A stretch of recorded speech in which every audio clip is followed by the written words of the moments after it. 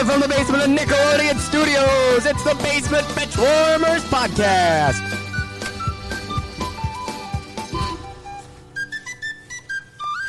Yep, live from the basement of Nickelodeon Studios. We're going to take a cue from the Bears Saints game. Willie gets slimed a lot tonight. That's not what you guys think it is. We're doing it. He's the Slimer. We're doing it in honor of Mitch Trubisky's award of being the MVP, the Nickelodeon Valuable Player. Right? That's what he got. Yeah. What the hell? Huh? So in honor of Mitchell Trubisky. And his last award with the Bears. I'm guessing he'll be gone. Let's get going first with usual. What did everybody do this past week, or how they're doing? Willie, go ahead and start. It's so funny that you played the Nickelodeon. I got so much education watching that game this week. You know, I mean, they really explained it well for me. I finally understand the game now. I had to stop watching because it was like, so when they kick a field goal, it's worth 3 points. And I'm like, okay, well, I get where they're going. Like, no shit. Yeah, no shit. But they didn't say that because it's Nickelodeon. Yeah. Although, guess what? They got to hear some swearing because I guess one time a play happened and Mike was hot and someone said the big word and it went over Nickelodeon's airwaves. So these kids are walking around going, yeah, that's educational, though, for kids. They need to understand those words. Yeah. It's like you can't do that on television. Then they got slimed for saying a curse word. Yeah. Ed, how about you? Well, I don't want to come across as a shameless self-promoter, but most of you only know us from this award-winning podcast we're on. I know you guys wait intently each week for the podcast to download on your device so you can be regaled by Pulitzer Prize quality stories and well-crafted jokes about life. But when the microphones are off, you won't catch the bench warmers sitting on the couch watching football and eating organic pork rinds. No, we're out there in the community on the front lines making a difference. Like just the other day, Willie and myself were handing out binoculars to the poor, and he recounted a story of the time he was at Gettysburg Address and fell out of his stroller. He just sat there staring up at his dad, and he goes, when his dad asked, "What do you want, Willie?" Willie replied, "A shot of Mawad." It was very different times back then. There was no drinking age. Oh, jeez. Must have been teething. Eric? I mean, how do I follow that up? But You guys did catch that, where that came from, right? No. The Kamala Harris story about... Oh, yeah. 10 years before she was born, she was on the front lines of the Civil Rights March. Yes. that's Yes, she right. did say that this last Yeah. It was 10 years before Willie was born, the Gettysburg Address. It was. 10 years, He that's was born in right. 1873. Was it Gettysburg 1863? Was that right? Am I right with that? Just a little... It was a What small, is 1863? Is that maybe later? No, I'm just kidding. 4 score and 7. Okay, Eric. I had a good weekend. Actually, was able to watch a lot of football, which was great. A few observations from the games. I mean, the games were pretty good, I thought. I mean, it was nice having 6 of them, some clutch field goals, big turnovers, solid defense. But my biggest observation from watching football over the weekend was, man, I think Ed would just kill it on that show, Tough as Nails. I don't know that show. It's a commercial. They ran That like commercial every was on CBS. Yeah. It was on all the time. It's a reality show with a bunch of contractors, and they're just put through the test of getting things built quickly. But they're also like all in pretty good shape, and they're running with big sacks of sand on. I sit around. like Ed. Yeah. I sit around drinking and doing meth all day, Shirtless. like regular contractors. It was a tongue-in-cheek kind of moment for me there when I. I thought you were being serious. we thought you were serious. Yes, he would dominate. Yeah. With his wit. With his wit, yes. He would outwit everybody, I think, that's for sure. It's like not Survivor, though, so it wouldn't Yeah. work. So on this week's show, we got the Beer of the Week. Willie has a Where Are They Now? Ed's going to have a little Jeopardy for us. Also, our fan poll this week was the best individual performance from this past weekend's wildcard games. Also, the snake draft tonight is NFL-themed. The most devastating playoff losses. We'll talk about the NBA. We'll talk about our picks last week. Also, we'll recap the playoff games. And we're going to talk about what each team that lost this past week will have to do to get back to the playoffs, or will they be back at all next year? A couple of things came over today. Brian Schottenheimer has been fired by the Seahawks as their offense coordinator. Chuck Pagano is retiring for the NFL from the Bears, so he won't be the DC next year. Also, another story, Trinity Rodman, Dennis Rodman's daughter. is going to be drafted into the NWSL, the National Women's Soccer League. Wow. So she's being drafted. Also, just because it was Robin, I thought I'd bring it up. So I was announced today, Aaron Rodgers is going to be hosting an episode of Jeopardy in the near future. Probably after the playoffs. On Saturday? Probably after Saturday, he'll have time. Wow. I'm just kidding. I'm just messing around. We'll get to those picks later. And the question I got, let's start tonight with NBA real quick. So just talk about it as soon as you hear the question. What's up with Kyrie, man? There's a personal thing. I can't do anything. Yeah. Now they're investigating he was at a party. Yes. With no mask. Yeah, so what? He's a strange dude. I don't know. One thing he can't be around because of COVID, but then he's hanging out at a party, thinks the Earth is flat. He's a weirdo. He actually doesn't. They said that he actually goes around the court before games or has with sage. Sage. He burns sage. Oh, he burns sage on. Really? I had my hand on the microphone. But he burns sage. Not rosemary and thyme. The sage. That's just when he cooks chicken at home. As a Grateful Dead fan, the sage warrants away the evil spirits, from what I'm told, by the hippies. I tell you what, I can't wait to hear what Charles Barkley has to say about this. His biggest fan. Terrible. That's just terrible. He's a knucklehead. He's a knucklehead. What would John Gruden say about it, Eric? I don't know, Scotty. So I'm in the off season. That fantasy basketball league that a few of us are in. Man, I had Kyrie last year, and he was a disaster at the end. When he plays, though, he's awesome. Oh, he's freaking phenomenal. He averages 28, 30 points a week. He's and you can usually get him. I thought I'd get him like in the 5th round because he's a psychopath, No. And he went, I think, in like a second round again. Yeah, and now he's already out for the year. I stayed away from him. He's out for the week, they said, right with now. Insanity. Yeah. He's got to be one of the best ball handlers ever. I don't know why I laughed when I said ball handler. But seriously, the dribble and creating his own shot, he's an incredible player, but he is out there. What's his Uncle what? Yeah, Uncle Drew. Uncle Drew, it was on this last weekend. Yeah. Was it a funny movie? We have it. It's terrible. Oh, there's a movie, too? I thought it was a commercial. Yeah. Shaq's in it. It's supposed to be. I've heard it's okay. Yeah, it's okay. Shaq's in it, Chris Webber, and... So they took a the little guy, commercial, Robinson, a 30-second commercial, and turned it into a prime movie. Like, yeah, it was actually in the theaters. Sounds goofy. enthralling. Yeah. If you didn't, I saw it because I have kids that were, think it's funny, but you don't need to go see it, Ed. Was it made by Nickelodeon too? It might have. I don't know. Scary. Another thing, Liam Hendriks signed with the White Sox yesterday or today. 3 years, $54 million, I believe. 3 years, right? I think it's a good deal for both teams. 3 years. So if something happens, he gets hurt or something, it's 3 years. It's done with. Good chunk of change for him, but I think the White Sox are in it to win it. Like you said, they're all in right now. Yeah. And I think there's been rumors now. Trevor Bauer made a comment on his Twitter about him, and they're linking Trevor Bauer to the White Sox now, possibly. So. Yeah. And Trevor Bauer wants a short term. Yeah, if it was a 1 or 2 year, I would do it. I'd say he would sign with the Indians as one. So if you get him deals. for 1 or 2 years, the White Sox get him. I think they should go all in on him too. When you might have Michael Kopech as your number 5 starter, He might be the number 6 if Bauer came in. think about it. Yeah. Think about it. He only throws like 104. Yeah. And that's with a bad arm. Yeah. So, Why would you not do that? I think you're going to see more teams do this when it's their time. Go all in. You're seeing a lot of the Cubs style where they dumped everybody, and it looks like they're doing it again and starting over. Yeah. But I think more people are going to go to this Marlins type. You know what? Go all in 2 years, 2 years, then dump everybody again, start over. It's worth it. Yeah, and that's what you have to do. They got the young core there, and you put pieces to go with them, and you go in. That's, like you said, that's what the Cubs did. Why exactly not? what they did. Yeah. They signed Lester. Yeah, but they were stupid to sign everybody for 7 years. Yeah. They got Hayward. Yeah. And here goes my mic. He's going to be the only guy left on that team pretty soon. And that contract looks, team friendly now. They're going to be their team payroll. Jesus, got that. All right, we might have to pause the show. Scott's falling apart. Microphone's off the desk.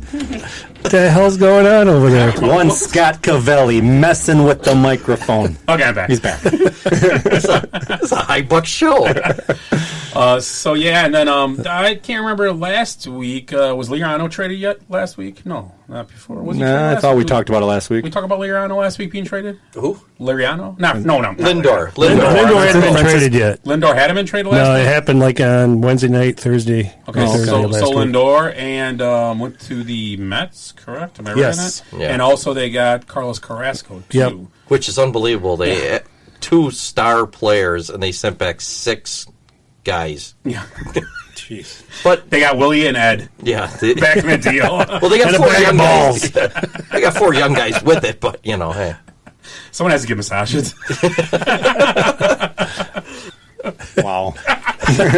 Just wow. So let's talk about what do you guys want to talk about? You want to talk about the Bucks? Yeah, let's talk about the Bucks. Yeah. What do you got about the Bucks, Eric? Anything? Well, I mean, I just you and I, or I think the whole group here had some texts where Scott's describing the Bucks as garbage and blaming DiVincenzo. No, I didn't blame And- him. I said they need a yeah. better player in that spot. And I'm not going to blame him. I do agree with you, Scott, that if there's an opportunity to fill that spot with somebody else. But here's one thing. I think if you're going to put any blame on anybody, let's look at Brook Lopez right now. He's averaging 9.5 points, 4.4 rebounds, and not even 1 assist. And this guy's our starting center. Is it time maybe to go to Bobby Portis in the center position? Because here's a guy that's now he's playing less minutes. He's averaging about 12, 13 points, and he's getting rebounds like you wouldn't believe. I know he's not the same defensive player as Lopez, but Lopez is really having a rough start to the season. He's below average right now. So I'd put more blame on him. Drew Holiday really hasn't been the guy we thought he was going to be yet either. Only averaging 15 points, 4.3 rebounds. I mean, we brought him in to be kind of that close to a triple-double kind of player. So I don't know what your thoughts are on that. And then the other thing is, remember going back to that trade, that Bogdanovich trade? Well, thank God. I mean, he's hurt now. He's probably out significant time. Yeah. And he wasn't doing shit, to tell you the truth. Yeah. He was averaging less than 10 points. I know I had him on my fantasy team. Oh, you did? Oh, yeah. It's horrible. I mean, I don't know what your thoughts are. And my last thing on the Bucks is I say we try to put that same kind of trade together and get DeMar DeRozan from the Spurs. If they start going south, the Spurs. Because, I mean, if they start going south, that's a couple seasons now that the Spurs, are not playing winning basketball, and they probably want to start getting rid of a contract like that, whatever his deal is. But I don't know. Thoughts? Drew Holiday, I think, has been playing fine. Numbers aren't really good. His numbers, I don't know. It's tough because with Giannis, you're going to have a hard time getting a lot of numbers that you would have got in New Orleans. Brook Lopez, I agree with. He needs to be better. He's never been a great assist guy or even a great rebounder. He's always just been he defends the rim pretty good, and he can shoot a 3. So if Bobby Portis can do the same, Yeah. I agree with that. Maybe Bobby Portis should get more time on the court. I still think the biggest thing right now is in the NBA. It's a lot of people say there's not a lot of defense, but there is a lot of defense to the game. You have a lot of rotations you have to learn and all that. And if you haven't played together a lot, they have 3 or 4 new guys that they're trying to figure out what's going on. And I'm talking about the bench guys. The bench guys. This team, the last 2 years, 3 years actually, they were good because of their bench. No knock on anybody that started, but their bench, you could take their bench last year, the year before, and put them on the Knicks, and that team would have been a number 8 seed, most possibly. Yeah. I mean, that's there's bench is there's no spark. There was always a spark. like a Robin Lopez type guy last year, or you had even your George Hill, who I know everybody. Yeah, George Hill come off the bench and get you a 3 here or there, and you don't have that, and veteran leadership in George Hill.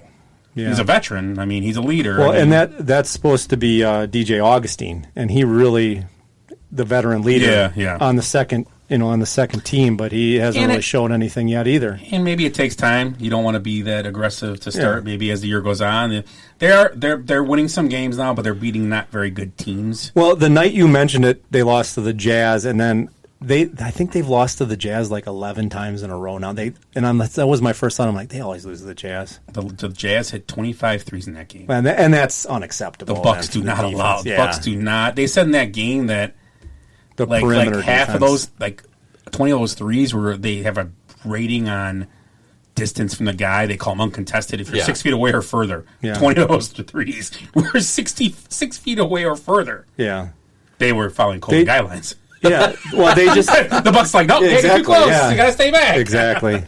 They've been like that. I don't understand if that's part of the strategy, but they don't defend that perimeter like that. They stay away. Yeah. As the just real quick an update, the Badgers are they were 2 for 20 in from 5:27 in the first half to 10:43 in the second half. They were 2 for 20 and scored 6 points.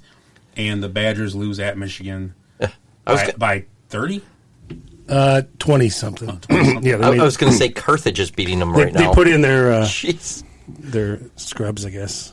Michigan did, so. Well, their star players were doing shit. Look at that. Yeah, there's the final 77-54. Wow. Oh my god. So they came back a little. At one point, they were up like 40-some points, wasn't it? When we turned, it was like 62 to 26. It was the second half, and the Badgers still only had 26 points. Yes. Again, what are the chances that 4 of us and 1 basketball player go out there and knock down 2 shots in a 15-minute period? I think we can get 4 points. Seriously. Ed with granny shot, right? Yeah, just go up there and get fouled. At least could make a free throw. well, right? if you look at our logo, Ed's like 7 feet tall. Yeah. Well, just look at the yeah. I got some girth. Because he's got a big heed. And look at the size of that heed. What is that, Sputnik? Heed, move.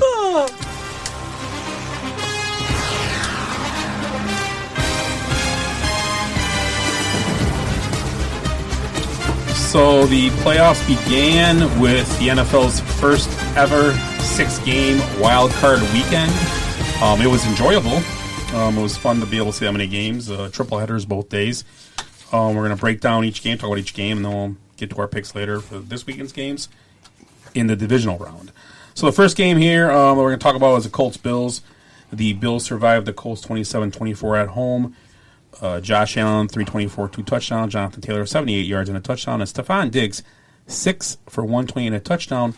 If I'm reading this right, it says Josh Allen came up huge for Buffalo by accounting for 378 yards of the Bills' 397 total yards.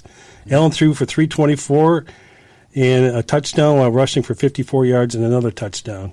Holy smokes. That's 90%. Maybe they should put somebody on that guy. Well, what does that say for the running backs there? I mean, they don't have a very good running game. That's the one flaw there. And Zach Moss has got hurt. Yeah, he got hurt. He got carted off the field, actually. And they signed Devontae Freeman today. Oh. The Buffalo Bills. And their other guy is Singletary, right? Is he? Yes, Devin Singletary. And what was his numbers? I don't have 3 his numbers. for 21. He had a good average. 7 yards a carry. That's not bad. Yeah.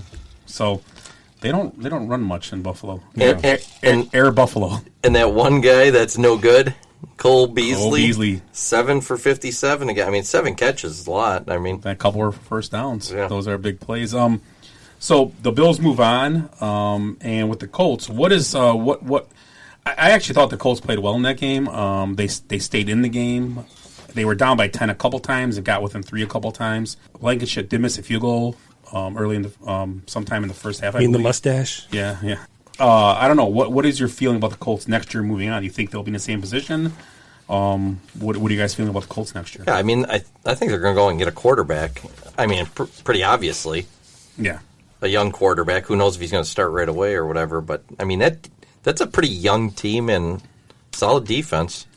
Yeah, having DeForest Buckner, Yeah. And then Jonathan Taylor's really showed up recently, the last 5 weeks, Jonathan Taylor Yeah, showed that he's going to be a good NFL back, I think, for a few years. Well, and they got that big receiver who was out again most of this year. I don't know if he's a first-round or second-round pick last year. I can't think of his name right off the top of my head. Well, the kid that stepped up the last 4 Pascal. or 5 weeks again was was it Pettis? Pittman. Pittman. He's a rookie. Oh, yeah. He came on the last 3 Well, they 4 got weeks too. Pittman, Pascal, and they got this other guy. He had a huge game to start the year, and he went down again. He went down last year after like 3 games. And I can't think of his name right offhand. their tight end. What's his name? Jack Doyle. Doyle. Yeah. and they have Trey Burton actually played well from last year at times. Yeah, Burton. Yeah. So when he's not hurt, right? Asshole. So. Yeah, I didn't even know he was still in the league, and I'm watching, and he makes a good catch. And I'm like, he had a couple good games. He got tackled hard, and he got up and limping. He tackled me hard, Coach. I thought it was two-hand touch. Paris Campbell. Oh, Paris Campbell. Yeah. And he's a large guy, and that's Earl's son. Is it really? No. Oh, I was going to say, he'd be a tank. He had a tearaway shirt on, maybe. I shouldn't say, I don't know. Maybe he is. I don't know. Well, he should be. I ain't tackling that guy. Maybe his grandson. Yeah, so, they're set up pretty well other than their 90-year-old quarterback. And he's all right, Well, I think that's it. My notes here on them is will Rivers retire? I said luck comes back. I called it last week. Yeah, you did call that.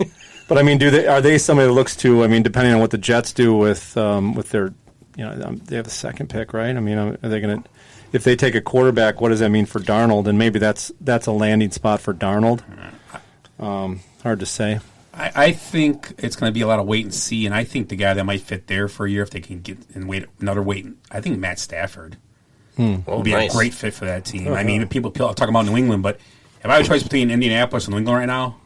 Sounds crazy, but I'm going to Indianapolis, I think. Yeah, I think Their defense was a top 10 defense this year. They have young receivers, like you just said, you talking about that, and Jonathan Taylor is your back, and you have tight ends. You have an offense, and their line is very underrated. Right. They have a very good line. So they have a good. It'll be the best offense he's ever played in when he stepping into the building. And Taylor was their backup running back. Yeah, you have Marlon Mack. Yeah, Marlon Mack got hurt. I don't know. Why. I think he's a free agent, though. But I think Jonathan Taylor, they won't keep him because they're going to keep Taylor, and then they'll have. The other kid that does a lot of the dirty work, receiver Hines. Hines. Hines, yeah. Whoever's cheaper will stay. I like Stafford there, but once again, Darnold maybe someone you never know. But when you have a team that's ready to win, I would go with the veteran. Stafford is the guy you want to go with. I really do. And, Frank Reich there, I think he's a solid coach. Yeah, and I think Stafford would rather. And Rivers had a good year.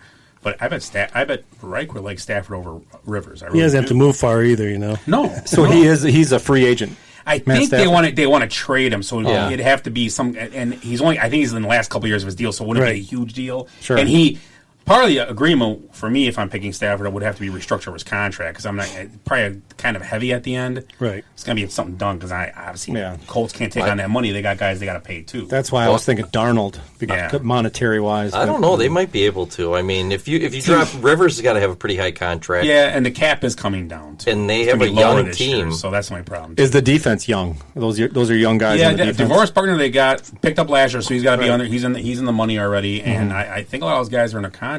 I believe. So, but like I said, it'd be a good landing spot. The division isn't that and tough. Xavier Rhodes too. Yeah. So the division isn't that tough. Xavier Rhodes he's an All-Pro. Well, he was terrible in Minnesota the last year and a half, and then all of a sudden it just changes scenery. A different scheme helps you out. You never know. You get older, different thing. You see different things differently. Maybe getting cut and having to find a new job. Maybe you said, I gotta work a little harder again. And look at Tannehill, same thing. Yeah. Go someplace else or stars all of a sudden. Yeah. Okay, so next game we had the Rams and Seahawks. The Rams going to Seattle, winning 30-20. Russell Wilson 174, two touchdowns. Cam Akers 131, one touchdown. DK Metcalf 5 catches, 96 yards, and 2 touchdowns. As we talked about last week, I did like the Seahawks. But as I did say, their offense is very centered around Russell Wilson. It really is, and they just don't run the ball enough, and it got them. And the Rams had the pick 6, which was huge. Yeah. You get a pick 6 in a playoff game or any kind of touchdown turnover in the playoffs, because every team in the playoffs is good, is solid. They're not. Some aren't as better as others, obviously, but you get one play up like that, and as soon as that pick happened, I'm like, that's the game. That was it. I think that's the game. It was huge. It set the tone. Yeah. And that was the first interception of a lateral in the season. Yeah, it was the first pick. Yeah, and it ended up being a pick 6. And you could tell that guy studied that. Oh. He saw something. He knew something was coming, and maybe that offense is a little vanilla. Like we're talking about. Schottenheimer was fired there. Yeah. They parted ways. So if you could read something like that, you know it's coming. You know who's available? Darrell Bevel. Yeah, there we go. Something you mentioned when we were texting back and forth was the quarterback. Was it Wolford? Yeah, got his bell rung or whatever, and you're like going, if he was available, what's his name? Goff is available. Why is he not in there? It baffles me in the NFL these days. If they, and I've seen this before, why is he your backup quarterback if you don't want him? If you don't think he should be on the field? That was a little strange. It's puzzling to me. And then he had come in the second, third series anyway, and you could tell his thumb bothered him. He missed some throws, but I mean, if he's dressed, would you? I mean, they did win, but let's say it would have came down to he needed to drive down the field to get a field goal, and they would have lost because he couldn't do it. Would have been better off having a backup that could throw the ball. Mm-hmm. I don't know. I mean, I don't know. It is a weird scenario. They won the game, so that's all that matters. Right, I mean, but there was a lot. That game was defensive driven more than anything, and they ran the ball real well in that game also. So overall, so with the Seahawks, obviously, in my opinion, as long as you have Russell Wilson, you're going to have a chance to be in the playoffs every year, just like most teams that have good quarterbacks like that. They're Hall of Fame caliber quarterbacks. I just think they need to get back to basics. They need to run the ball more, that team. They need to get more play action to Russell Wilson. I believe he's a better play action quarterback. And when you don't run, when you fake a handoff, it doesn't matter. I mean, faking a handoff is just window dressing at that point. So that's my opinion. I think they need to get better at running the ball, and I think they need to sign a disruptive pass rusher to go on that line. If it's not by draft or free agent, someone to get more pass rush for them. And I think that's the two keys for them. And that division's going to be tough next year. The 49ers will be back up to health. The Rams are going to still be around. Arizona's going to get better. They're going to add to their defense to make their defense better. And Kyler Murray won't be injured. I think that's what cost him the last 5 weeks, I believe, a little bit. And you can just tell. Cost me like $300. So what do you guys think about Seattle moving forward? Yeah, build the offensive line, obviously. Look at the way that Russell ran around all the time. I mean, it was like they were in on him before he had the ball 1,001, and he's having to dodge, Well, they had mentioned in that game that was the first time that line had been back together like in 6-7 weeks or something like that. It was weird or something like that. It was like they haven't been back together. That was their actual starters. That was their first game together. So not playing together for a few weeks, although their starters could be maybe their line was really good the first 6 weeks. So I mean, they were scoring tons of points. So, and they were playing teams like the Rams and stuff too. Then so we've talked about it many times. Is like the development of your team, and now that they had to pay Russell all this money, they had to let some guys go because it was their time to get paid. Now they're kind of in that predicament where it's hard to bring in high-priced free agents, and you're kind of stuck when you got a quarterback making $54 million or whatever, And they're not getting rid of him. I mean, and they shouldn't. Who? Russell Wilson. No. Yeah. I don't know what he makes, but I mean, it's up there. Well, every team's like that. Yeah, There's a bunch of them. I was talking to Bob Lorenzo from our league. He's been on the show a couple times. And it's if you look at the last 10 playoff Super Bowl winners, okay, not participants, winners.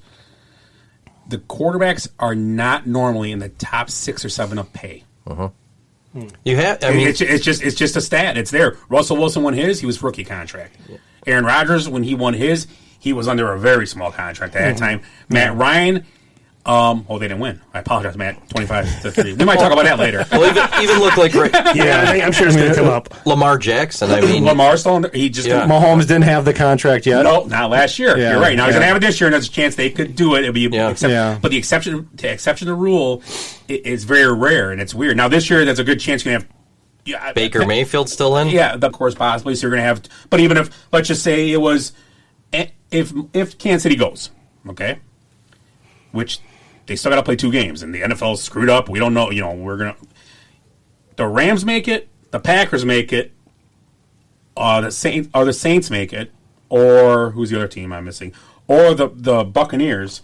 I'm not sure where Tom Brady's in money, but all 3. I'm feeling all 4 of those guys may be in the top 6 or 7. So you're going to have a chance of the exception of the rule this year. Well, I think Brady has. Yeah, he's got a huge. Yeah. It's a short-term. I think I got 2 year, $40 million or something. Yeah, so 40 is 20. That might not be in the top. That might be in the top 10 because Rodgers makes 30 or 28 or something.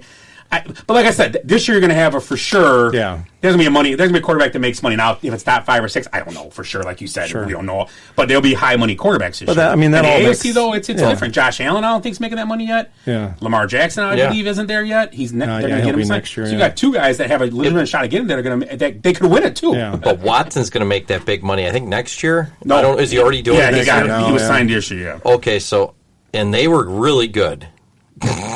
Yeah. Well, the only thing I defend there is I go back and forth with Watson. The only thing I say with Watson, their team wasn't very good. You got rid of his best player. You Well, traded you his get- best player away. It ain't going to collapsed get early. better, though. I mean, when you get no money. And their defense wasn't very good. I think J.J. Watt, I love J.J. Watt. He's one of the greatest ambassadors of the game and all that.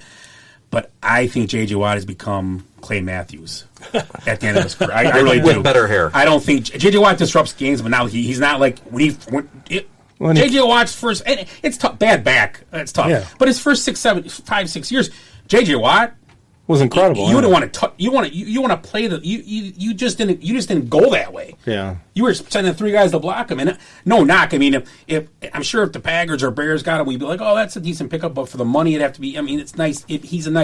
He's becoming a third down rusher. Yeah. Right. Which is fine. Yeah. But that's why that team is once again. Now they have 2 big money guys on the team. They have a defense guy in J.J. Watt and Deshaun Watson, and they can't win games by themselves. You said before, a change of scenery could do wonders for that guy. Yeah, and J.J., you get in the right defense. Okay, Seattle. I don't know. Yeah. So how is and J.J. Watt was very unhappy this year. There was a lot of talk out of that too. He had a couple of comments that were off the cuff, kind of like, if we're not going to come here and want to win, you shouldn't be in this locker room. So was a lot of guys checked out after 8 games, 9 games, like, oh, whatever. J.J. Watt cares. Right. A lot of players care. If you don't want to be there, I agree with them. Leave. So if they're out there half-assing it, it's not Deshaun Watson's fault or J.J. Watt's fault, I guess. Because Deshaun Watson run for his life every freaking play sometimes. So, I mean, But how are they going to fix that with no money? well, J.J. Watt, I think, will come off. I think J.J. Watt's going to be traded. And that's the thing. I think the Texans, if they screw around, they have a chance to be the next 0-16 team. I was going to say that. I thought you were going to go the other way there, and I'm like... No, you lose Yeah. Watson, and then you lose Watt. And like I just said, Watt's not what he was, but Watt still is someone you have to prepare for. What if he gets injured? Well, yeah. How Yeah. close are they to an 0-16 team? Yeah, I mean, you think about it. That'd be a I good discussion. Because there's really not much else there. Watson had led the league in passing, had 33 passing touchdowns. I think he had like 6 or 7 rushing, and he had, I believe he had 70% completion rate. Only 3 guys, him, Rodgers, and somebody else did this year. Mm-hmm. So that's it. I mean, and Josh Allen was right outside at 69.8 or 69.7. So without Watson, I mean, and true. he was playing. Will Fuller is always hurt, and that's the guy this year. It's gonna be interesting. He'll be talked later in the year. But Will Fuller was another guy. He ain't gonna be there next year. No, he's gonna They test got the no market. idea. unless the Texans. And here's what I think the Texans have to do. If Watson stays, we'll talk about him a little later. You kind of have to sign Fuller, or does Allen Robinson go down there? I don't know. Right. I got a solution. Trade him to the Cubs for Wilson Contreras. I'm sorry, I had a little bit to drink. So we'll do one more game and we'll switch it up for a little bit. Let's talk about what's next on the list. Okay. Tampa. Oh yeah, the Buccaneers Washington. 31-23, a surprising game to a lot of people, including myself. Buccaneers had leads at times, but came back. And Washington, Taylor Heineke played really well in that Holy game. crap, It was cool to watch him, man. He will be a backup somewhere next year. I don't think. Let's settle down. I don't think he'll be a starter somewhere, but he'll be a backup. And I believe Washington's will be. I think Alex Smith's retiring. I just think some of the comments I saw is talking about his wife being worried all year when he was out there. I think he just came out. He got to play NFL football one more time. Yep, that was his goal. Just get You back know on what? the field. And prove he could. And he did. He was solid. Yeah, they won. And he didn't die. They won. He So managed. it's like He did what he did his whole career. He managed football games and won football games. Yeah, exactly. So Washington's going to be drafting. Well, they should with their record, they should be drafting like 4th, but no, but it's not going to be. so that they're going to case. be 15 or 16. 15 or 16. 17. There's going to be 5. I think it's 5 first-round quarterbacks, probably real close. Yeah. So they're going to get one. You'd think, wouldn't you? Depends what they want. Right. But it depends what they do. I once again, Or they could go after Darno. or like I said, I mean, or there's been draft day Stafford. trade. I did see some talk about Cam Newton. Ron Rivera, I did. Yeah. Ron Rivera, Ron. I've Ron heard coached him about for years. Ron. Maybe I Heard was about wrong when I Ron. said Ron didn't want him. Maybe Ron will take him for a year and see what he can do. Yeah. But I don't know. Once again, that offense is not very good. They don't really have great weapons. McLaurin's good, but McLaurin is like a 1B. I don't think he's No, that Sims Matt guy had a Caffrey. really good game there, but yeah, but he can't they draw. Don't have this They consistency. can't draw Yeah. the coverage. I mean, that- even with the Allen Robinson is a good receiver. I don't think any of those guys are as good as Allen Robinson when he's on. I don't think he is. I think this is an easy thing for a team like Washington because their defense I think was really, really good. Yes, and they have a yes, leader. Yes. They have a guy that's the face of that and the personality of that defense. So even if you keep bringing in young guys, they're gonna just be. He's going to be a magnet for them. So you don't worry so much about your defense, and you just kind of go after. You need a playmaker. You're going to need a quarterback. At what direction you go with the quarterback? If it's a rookie, they probably should go after a veteran because they're close. Yeah. With that defense, if you have that defense, you're close. Right, Willie? Yeah, well, I look at that, too, because it took Washington how many games to figure out who the quarterback wasn't. Mm-hmm. Right? Yeah. Think about that. Sure. It took them a while. I mean, what was their record was terrible the first 6 weeks. I mean, everybody in the East was, they were all terrible. But think about, if they would have made changes sooner, this season might have been a whole lot different. Haskins was a joke. It was a disaster. How many Another Ohio State. Yep. That's why do you worry about Fields? They're talking about Fields being the second pick. No, I don't feel. Every guy's his own guy. It's just coincidence. That's a bad trend coming out of that Ohio school. State's very best quarterback. Art Here's Schleister. the year. There we go. The year you learn Belisari. about the year that you kind of figure out not to change what Ohio State really is about. Is the year they won a national championship with their third-string quarterback, and he lit it up. Yeah. I mean, he you thought he was going to be a stud in the NFL. He just lit it up. Cardale Jones. I'm like, this is their third-string quarterback? Where do they get these guys? And then you never hear around again. Yeah, they're doing something. They're doing something They do it right. right. They do it right at the college level. But then these guys They're college quarterbacks is what they are. Yeah, and exactly. nothing wrong with that. There's a lot of guys that have been that. There's a lot of guys, nothing wrong with that. And it at never all. translates to the NFL. Like you said, Art Schleister. Probably. I mean, Joe Burrow left there. Joe Burrow transferred out of there. I mean, but again. Well, at least they all. That's at least bad judgment right there. You don't know who your quarterback is. At least they're all getting education. That's the thing. That's right. I got a Sorry. Yeah, after that one, I don't know. I better text my wife. Door might be locked. Has there ever been a playoff team that fired and kicked their quarterback off the team, like right before the playoffs? It's Ron Rivera. I respect them totally. No, I know you agree. Yeah, you agree. I think it's. Isn't that something? I mean, it's something else. They still were a playoff team without I'm wrong the with all my quarterback. picks, as we're going to see later. But the one thing I've said since last year, when he was not available to take a knee in a game, and then the other game before I got to even start, which I can't believe they started him, in like the second quarter, he's just standing there with his arms crossed by him, so with a towel over his head, no earpiece in, not paying attention to the game, watching, listen to the play call, see what happens, pay attention, because you might be the quarterback one day. Two things I saw, I'm like, no. This guy is not a starter in the NFL. Yeah, even with, and I watch Bear games, obviously. Even when Trubisky got benched, he was on the ear. He was an ear, always sitting next to Foles. Looking at he was paying attention to the game. I mean, he was watching. I mean, you watch Bear games. Boyle sits next and watches everything. He watches. He just in case. You never know. Got to be ready. I mean, Dwayne Haskins is signing autographs and eating popcorn. You got to be ready because you never know. Someday you might be a head coach like Doug Peterson. Yeah. So let's talk about real quick. Let's move on to So we're done with the Buccaneers. Oh, well, we'll talk about the Buccaneers. We can talk about them when we get to the actual game they're playing this week. So Redskins. So we believe they need. I think we said. I think they're good at running back. I didn't mention that. And Gibson's good. I think it's going to be solid, a good back. Darius Geis is coming back next year, right? Oh gosh. I don't think he's coming back for a while. No, him and Ray Rice are in purgatory now. Don't forget about Antonio Gibson, right? That's what we're talking about. Gibson. Did I say Gibson? Yeah, we said Gibson. Okay. Yeah. I didn't know. I said. And then we joked about Geis because he's not coming back. Willie's on tape delay. Willie was listening to another What the hell is going on here? Okay, I'm on a 15-minute delay. We'll get to the Sunday games. Oh, that's what we'll get to the Sunday games after this. It works out perfect. Saturday, Sunday. There we go. Yeah, awesome.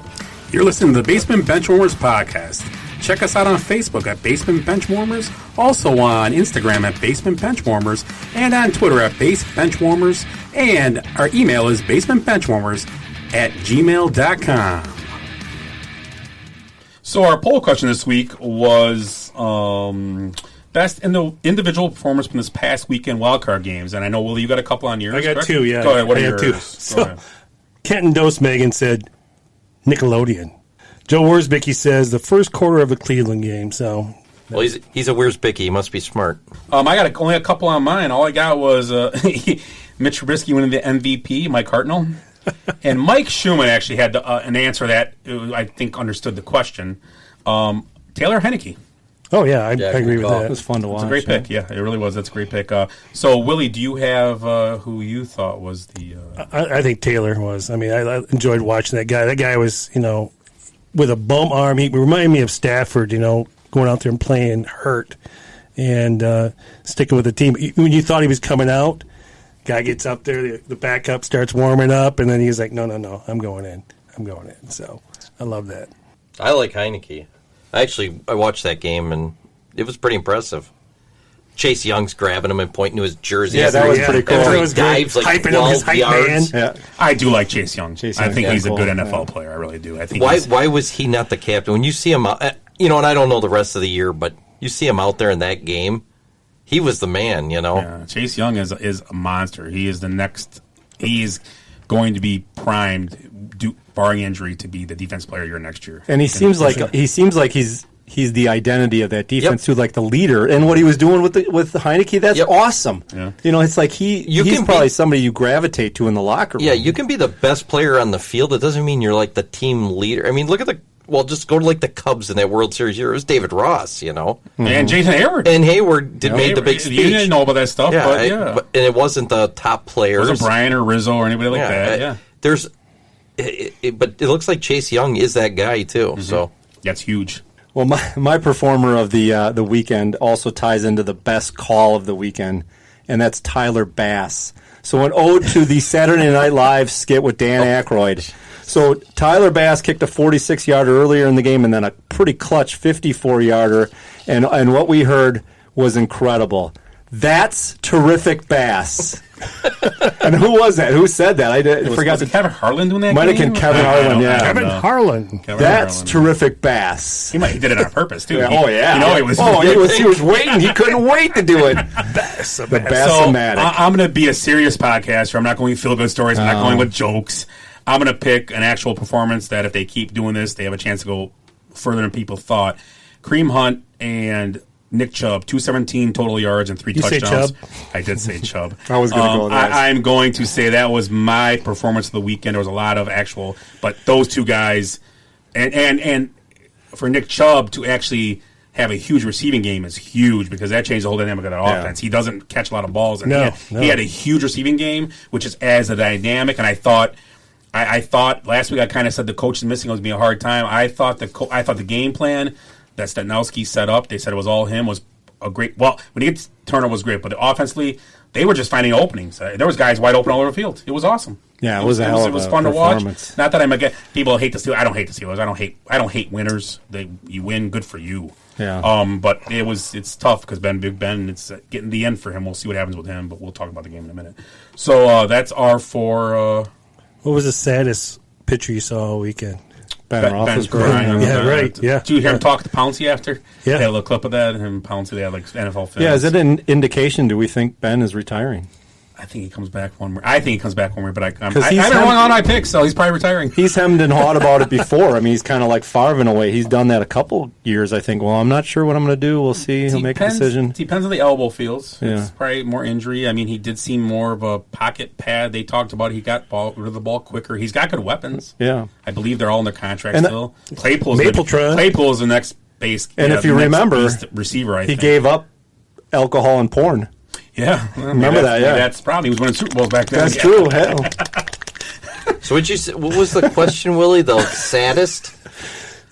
Yeah, he was just sitting on the bench. He looked sad. Yeah, I mean, Not sadist. He said saddest. Well, you see the national championship game. I felt bad for that kid with the targeting. He was on the sideline crying. Yeah, he was bummed. Yeah, It was his day, And since that brings that up, we'll talk about the national championship. Last night, or Monday night, the Alabama Crimson Tide beat Ohio State 52-24, 50. 27, and Yeah, did not 52. cover the over when they were on pace to obliterate it. What was at the halftime. over?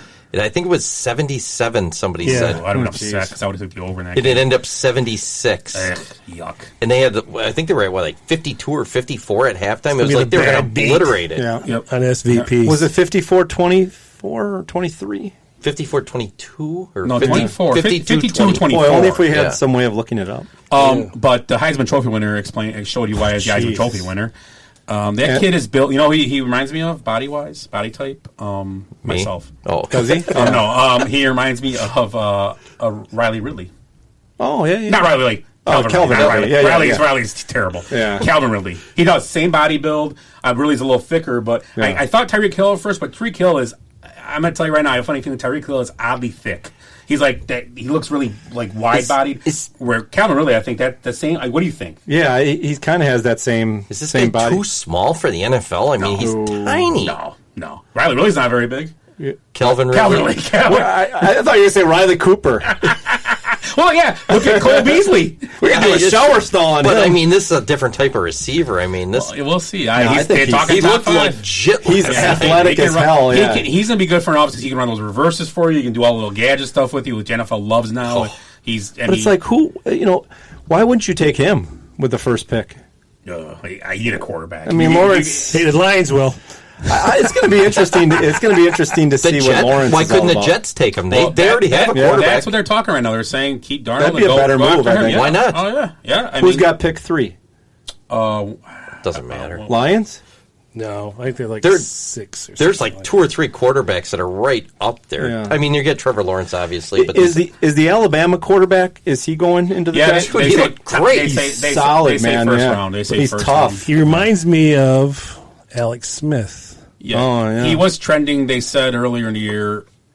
People are saying the Bears would take him on. The Bears will have a chance on him now. well, there's Wilson. They said is going to be up there. Oh, the kid from BYU. BYU, And the I'm trying- North there's a- Dakota, another North The Dakota. kid, yeah, Trey something.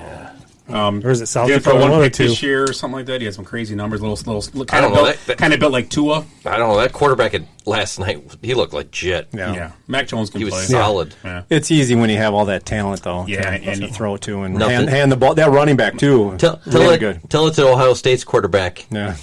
He looked horrible, and he had talent all around and that's him. something I'll give Olstad a little bit of a break. Not that Master T looked bad; he played well, but losing Sermon earlier in the game killed him because Sermon was the last 2 games. was Sermon hot. was I think ran for like 500 yards. Or Right, something yeah, he ran crazy. in Yeah, 2 games. 300 plus in the Yeah. Big Ten Yeah, championship. so I mean, missing him now would have made a difference. I don't know. they had but it two. might They have. also had 2 starting defensive linemen out. Yes, No, yes. I thought they had an offensive lineman out and a defensive Maybe. lineman. Maybe Yeah, that's it's the like, case, yeah, yep. Well, I think because of the Bama, COVID. then they said started had, dropping like 4 flies. guys out too. And Fields was banged up going into the game. Right. I mean, Yeah, you don't know how much. Alabama was just that much better. I think they would have beat anybody.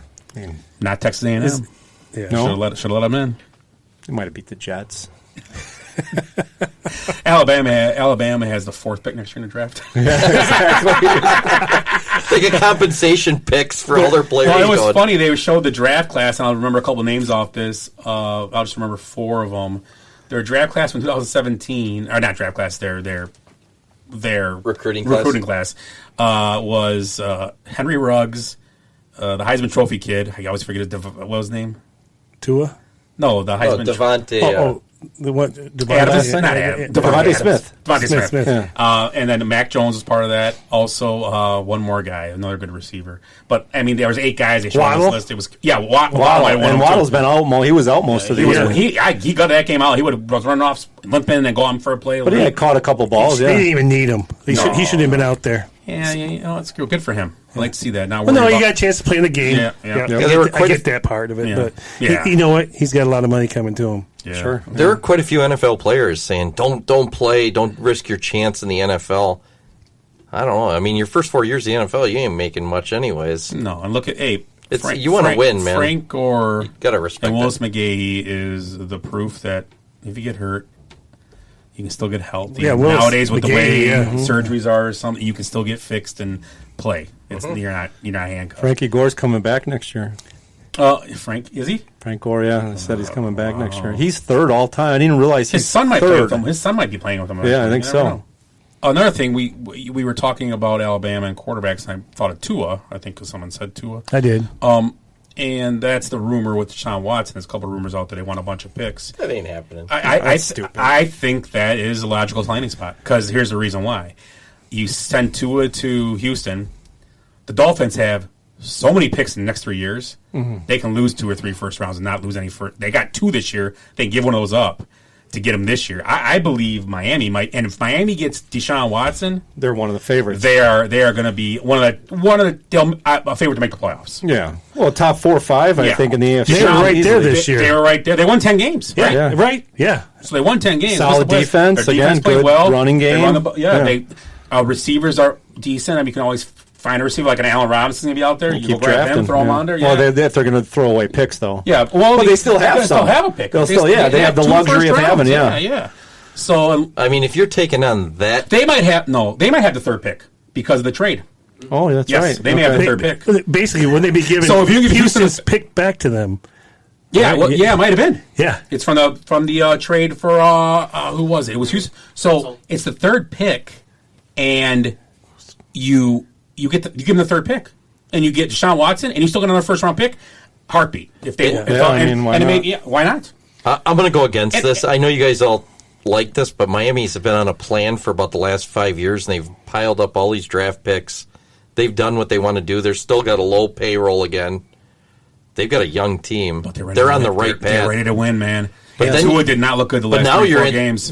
If you make that move, you're almost in win right now Fitzmagic. mode. No, because they're still going to have picks. They're not. I think they have like so many first rounders in the next them couple to years. burn. So you're still going to have 1 or 2. Maybe you lose 1 first rounder a year. But So you it still, keeps the then window open. Then you have a franchise quarterback. Yeah, it keeps the window open for a few years. I agree. He's a great quarterback, but you have a plan, and all of a sudden you're just going to take a right turn.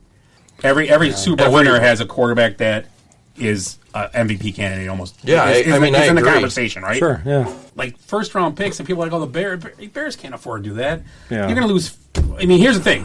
Like you said, I agree with what you said. If you get Deshaun Watson, you have to be ready to win now. Yeah, you have and, to. And the Dolphins are. The Bears get him now.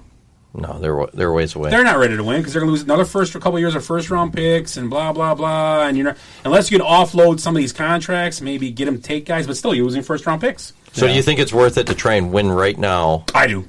NFL totally changed. This is not a build a team thing anymore. Not many teams get to build a team. I mean, they're building a pretty good program right now, and we called it before the year that they were going to be and still with 6 top picks.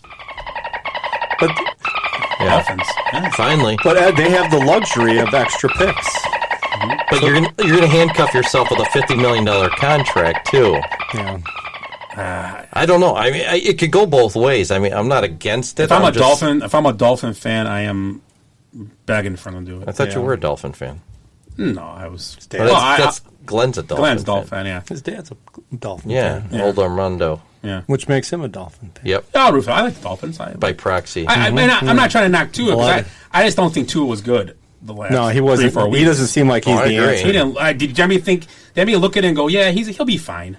No, they would have been a better team. Kind They of just left Kind Fitzpatrick of like in the there. window. That's why I think Carson Wentz. We talked about that before with Philly. Yeah. That's why I think Carson Wentz started. Jalen Hurts did not look that good passing the ball. He ran the ball a bunch.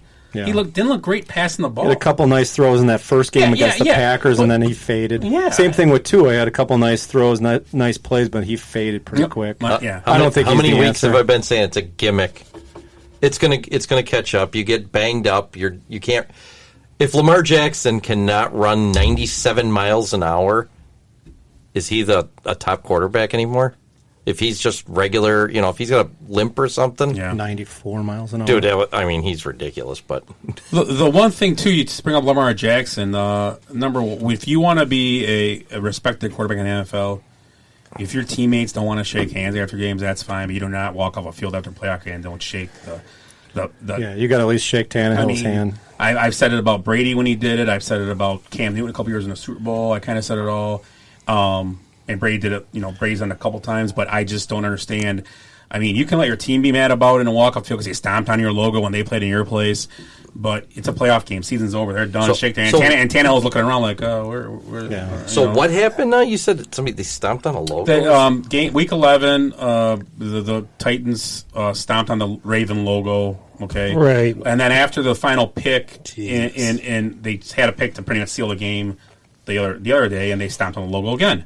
And then what happened? As soon as the game ended, 90% of the team swam for the locker room. Lamar Jackson led it. Yeah, he was the leader of the whole thing. And then he had to come back out and do an interview. It was Yeah, hilarious. I had the sound off, and I saw him starting to come back, And I'm like, okay, well, maybe he's. No, it was an interview. I know, and I noticed it was the interview. I'm like, maybe he's, or maybe somebody got in his ear and said, you know what, you need to at least go out there and shake Tannehill's hand or shake the coach's hand or something. And nope, he just went on. You got to remember, this guy is still young. Oh, very, yeah. Was he like 24 now? Yeah. But if you want to be a leader of a team, right? No, absolutely. He's young. You got to. We just talked about someone else, and if we ever see it, call me. But I bet shakes people's hands. Yep. He loses because some people are just leaders. They're just born that way. And we're not waiting. Walk across the field and shake. Are we waiting for him to be a leader? And be like a man. Yeah, be like a man. Yeah. I'm going to tell you guys. I just want to say this: if anyone, and I mean anyone, comes into the Benchwarmers studio and tries to defile our midfield logo, there's going to be a severe penalty to pay. Well, they got to see you naked. You guys remember that Aaron Hernandez did? Yeah. No, not the shootings and the murders, but the prison sex part. Yeah, I'm just warning everyone right now. Did we just start Ed's shower stall? Steamers for everybody. I thought, oh my gosh, everybody get in the shower. Yeah, you forgot to lead me in there. That's an industry term. So let's hop into Jace's Sports Minute. This is the Basement Benchwarmers Sports Minute. This Wednesday, the NHL is back, with the Blackhawks starting their season with a 2015 Stanley Cup rematch playing the Lightning in Tampa. Mitchie T wins the Nickelodeon Most Valuable Player, despite loss to the Saints in the wild card game. And the Bills get their first playoff win in 25 years. Lamar Jackson gets his first playoff win, even without shaking hands at the end of the game. And the old man, no, not Willie, Tom Brady gets the Buccaneers their first playoff win in 18 years. On Monday, the Cowboys had reached an agreement to hire the ex-Falcons head coach Dan Quinn as their new defensive coordinator. Earlier that day, the Eagles had fired their head coach Doug Peterson just 3 years after a Super Bowl win over Tom Brady and the Patriots. And sliding over to Hot Stove Hops area, over the weekend, the Mets traded for Francisco Lindor and Carlos Carrasco from the Indians. The Cleveland baseball team. That's the Basement Benchwarmers Sports Minute. So let's real quick touch on one thing there. Yeah, go ahead. Jace, I just want to give you a shout out. That was a great sports minute. I think it was the best one ever. Damn. Damn, good job, buddy. You guys beat me to it, but I got to still stay 500 feet away from them. So real quick, let's talk about Doug Peterson. I know we touched on that for a second, but that was kind of out of left field a little bit. Ed, you had said something before the show what you were reading about that whole situation. Yeah, supposedly him and Wentz have been going at it for like 2 years, and then after his offensive coordinator they had to be removed this year or fired or whatever you want to say. Yeah, Peterson wasn't getting along with the front office, so because he had a meeting with Lurie. Yeah, they want to go back to Wentz. That's the front office does, and Peterson doesn't like Wentz. So and Lurie does, because I've seen those headlines that Lurie likes Wentz. So you can't blame him. Yeah, I think Wentz, we talked before the show, he was MVP candidate 2 years ago. Yeah. Took the team to the playoffs. Didn't play because he got injured, but they were on a roll to get there, and they ended up winning the Super Bowl that year. It's a strange thing, and I do like Doug Peterson as an offense coordinator. I think whoever gets him, because he'll be somewhere next year, and I'm interested to see where he goes. He'll be a Jets coach, I think. Yeah, I think he could be a head coach. Oh yeah, he might get grabbed by someone. He might be grabbed by someone right away, and that's interesting. Ooh, Bears coach. They haven't fired nobody yet, so it's been quiet there though. Yeah, Hallis Hall's been it's been quiet all year. Let's be honest. Crickets. Yeah. The one thing I heard today is Robert Saleh is getting interviewed by the Eagles, the defense coordinator from the 49ers. Okay. And I read in the Detroit Free Press that Robert Saleh sucked at his interview with the Lions. No, really? Yeah. So I don't know if he did that on purpose but I think they really wanted to hire him. Yeah, I don't want this job. Yeah, they were amazed by Matt Millen. Yeah, Matt Patricia. Oh no, Matt Patricia knocked it out of the park. Oh, I'm sure he's got to be a great interviewer. Matt Patricia, the DC for the Bears next year. Chris Fieldman has a lot to say about who they're going to. Yeah, he just hired him a couple weeks ago. He got hired on as right. He just got the job. Yes, yep. Special assistant to the owner, right? Correct. Wow. Yep, I like. You are correct, sir. So let's. It's time to have a drink with our favorite. Well. With Eric. That was great.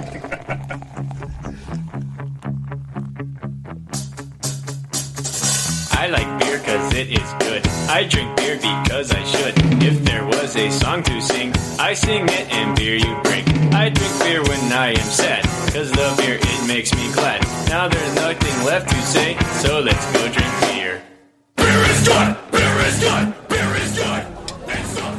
Well, beer is good, and I know we drank a lot of it in 2020, and everybody's taking it a little easy to start January, or as a lot of people call it, dry-uary. Well, I got some for all you dry-uary people. I got a tall can of Shut the Hell Up. I got a Pabst Blue Ribbon here. Nothing but a classic beverage. Made originally in Milwaukee. It's back. It's back being brewed at Miller Coors.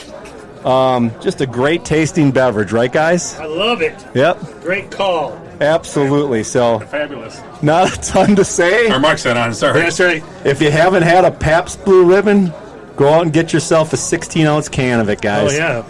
Tall boys. Yep. Cheers. Cheers. He should have done it like that old commercial where they cover it up and they're like, I can't believe I was drinking Pabst Blue Ribbon. So good. I thought I was drinking a glass of piss. Tall can of Shut the Hell Up. I thought it was Dom Perignon. Which we get a shot of Malort to do the Chicago handshake? Or should we- I'm in. Let's do Pass. Jace, round him up. it. I don't have to be up until 5. We'll get him after. Okay. Because I'll have my beer still by then. Oh, it's icy cold, though. I need something to wash down this Pabst. Malort. That's what we do. Malort to wash in the past. I like the concept. Tough as nails. Tough as nails. So let's go to our snake draft tonight. And our snake draft was... Oh, I forgot to do this.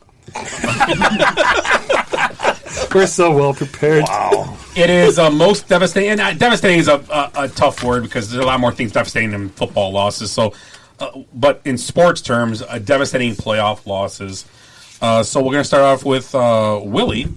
And Willie will go around table in order like we always do. So Willie, you're going to be first, but here's Willie's 47-yard try by Scott Norwood to try to win the game for Buffalo. Lingner will snap it. Wright will hold it. Norwood will kick it from the right hash mark with 8 seconds left, and the Giants leading Buffalo 20-19. It's a 47-yard kick for the Bills. Norwood assumes the position. Lingner waits to snap it. We wait. There's a snap. There's a kick. It is up. It is no good. Norwood missed. 4 seconds left. The Giants have won Super Bowl 25. Wide right. In the immortal words, well, Jack Buck didn't say it, but Who said wide right? Who was the I don't know who the hell it was. Greg Norman, I think. Shake right. But yeah, they had that game won. I mean, I think they had Jeff Hostetler, playing quarterback that game. For the injured Phil Simms. Yes, absolutely. But yeah, wide right, and then I think in that game too, Thurman Thomas had 190 yards from scrimmage. Wow. And that's all I could do. So another. He found his helmet to start the game. Did he need to have the laces out? He probably needed a half knuckler. Finkel is Einhorn. Einhorn is Finkel. Laces out! So this is Ed's first pick, and here we go. 8, 7, 6, 5. It is intercepted by Vernon Perry, and the Frank Merriwell story ends. And just erase the name Merriwell. It belongs to Vernon Perry. 4 interceptions, and the Houston Oilers have pulled off a remarkable upset in San Diego. Yeah, so it was the Chargers Oilers back in 1979. You guys all remember that one, right? Yeah, I graduated that year. From college. High school.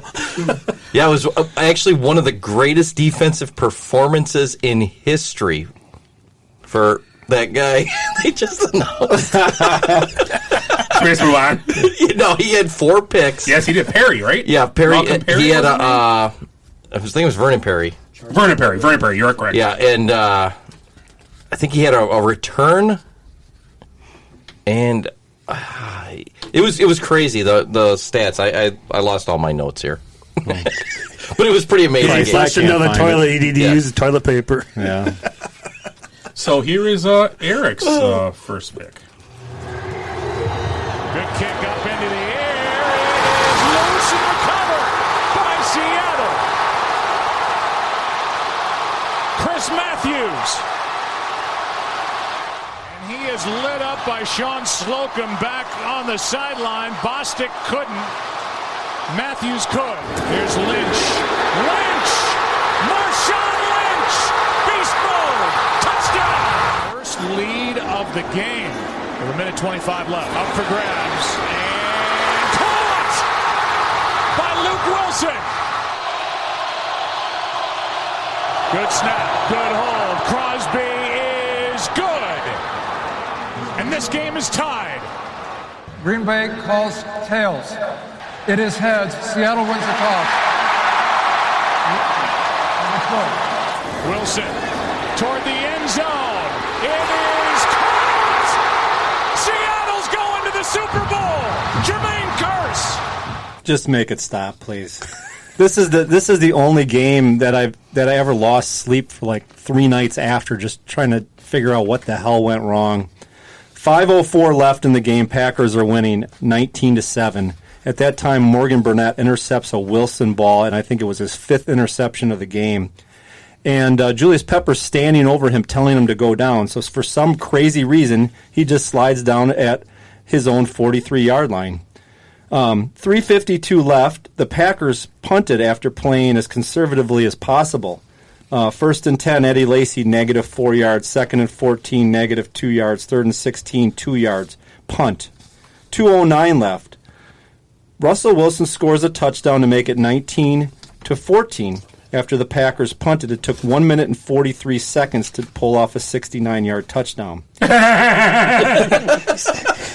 That's 69.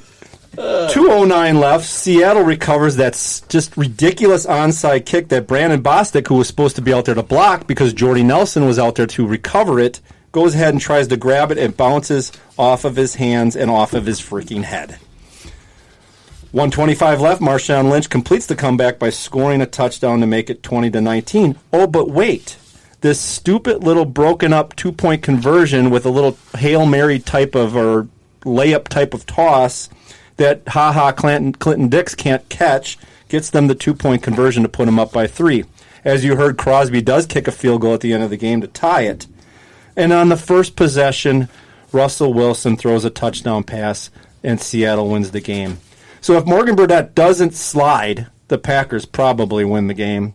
If McCarthy would have put the ball in Rodgers' hand, the Hall of Fame quarterback, they probably would have won the game. And if Bostic obviously catches the ball, the Packers probably win the game. Also, if Clinton Dix would have saw the little rainbow on the 2-point conversion, the Packers probably would have won. It's the biggest head scratcher and definitely the most devastating loss that I've ever watched in my life. Oh, I've got one better. Oh, good. I was there. Thank you. Save me. I want to get it off my mind. I was at my game. Oh, geez. Yeah, That's worse. It was a quiet ride home. But Crickets? Yeah, it was pretty sad. Here we go. And here it comes down one more time to a kicker after all the battle that's been waged out here tonight. As it so often does.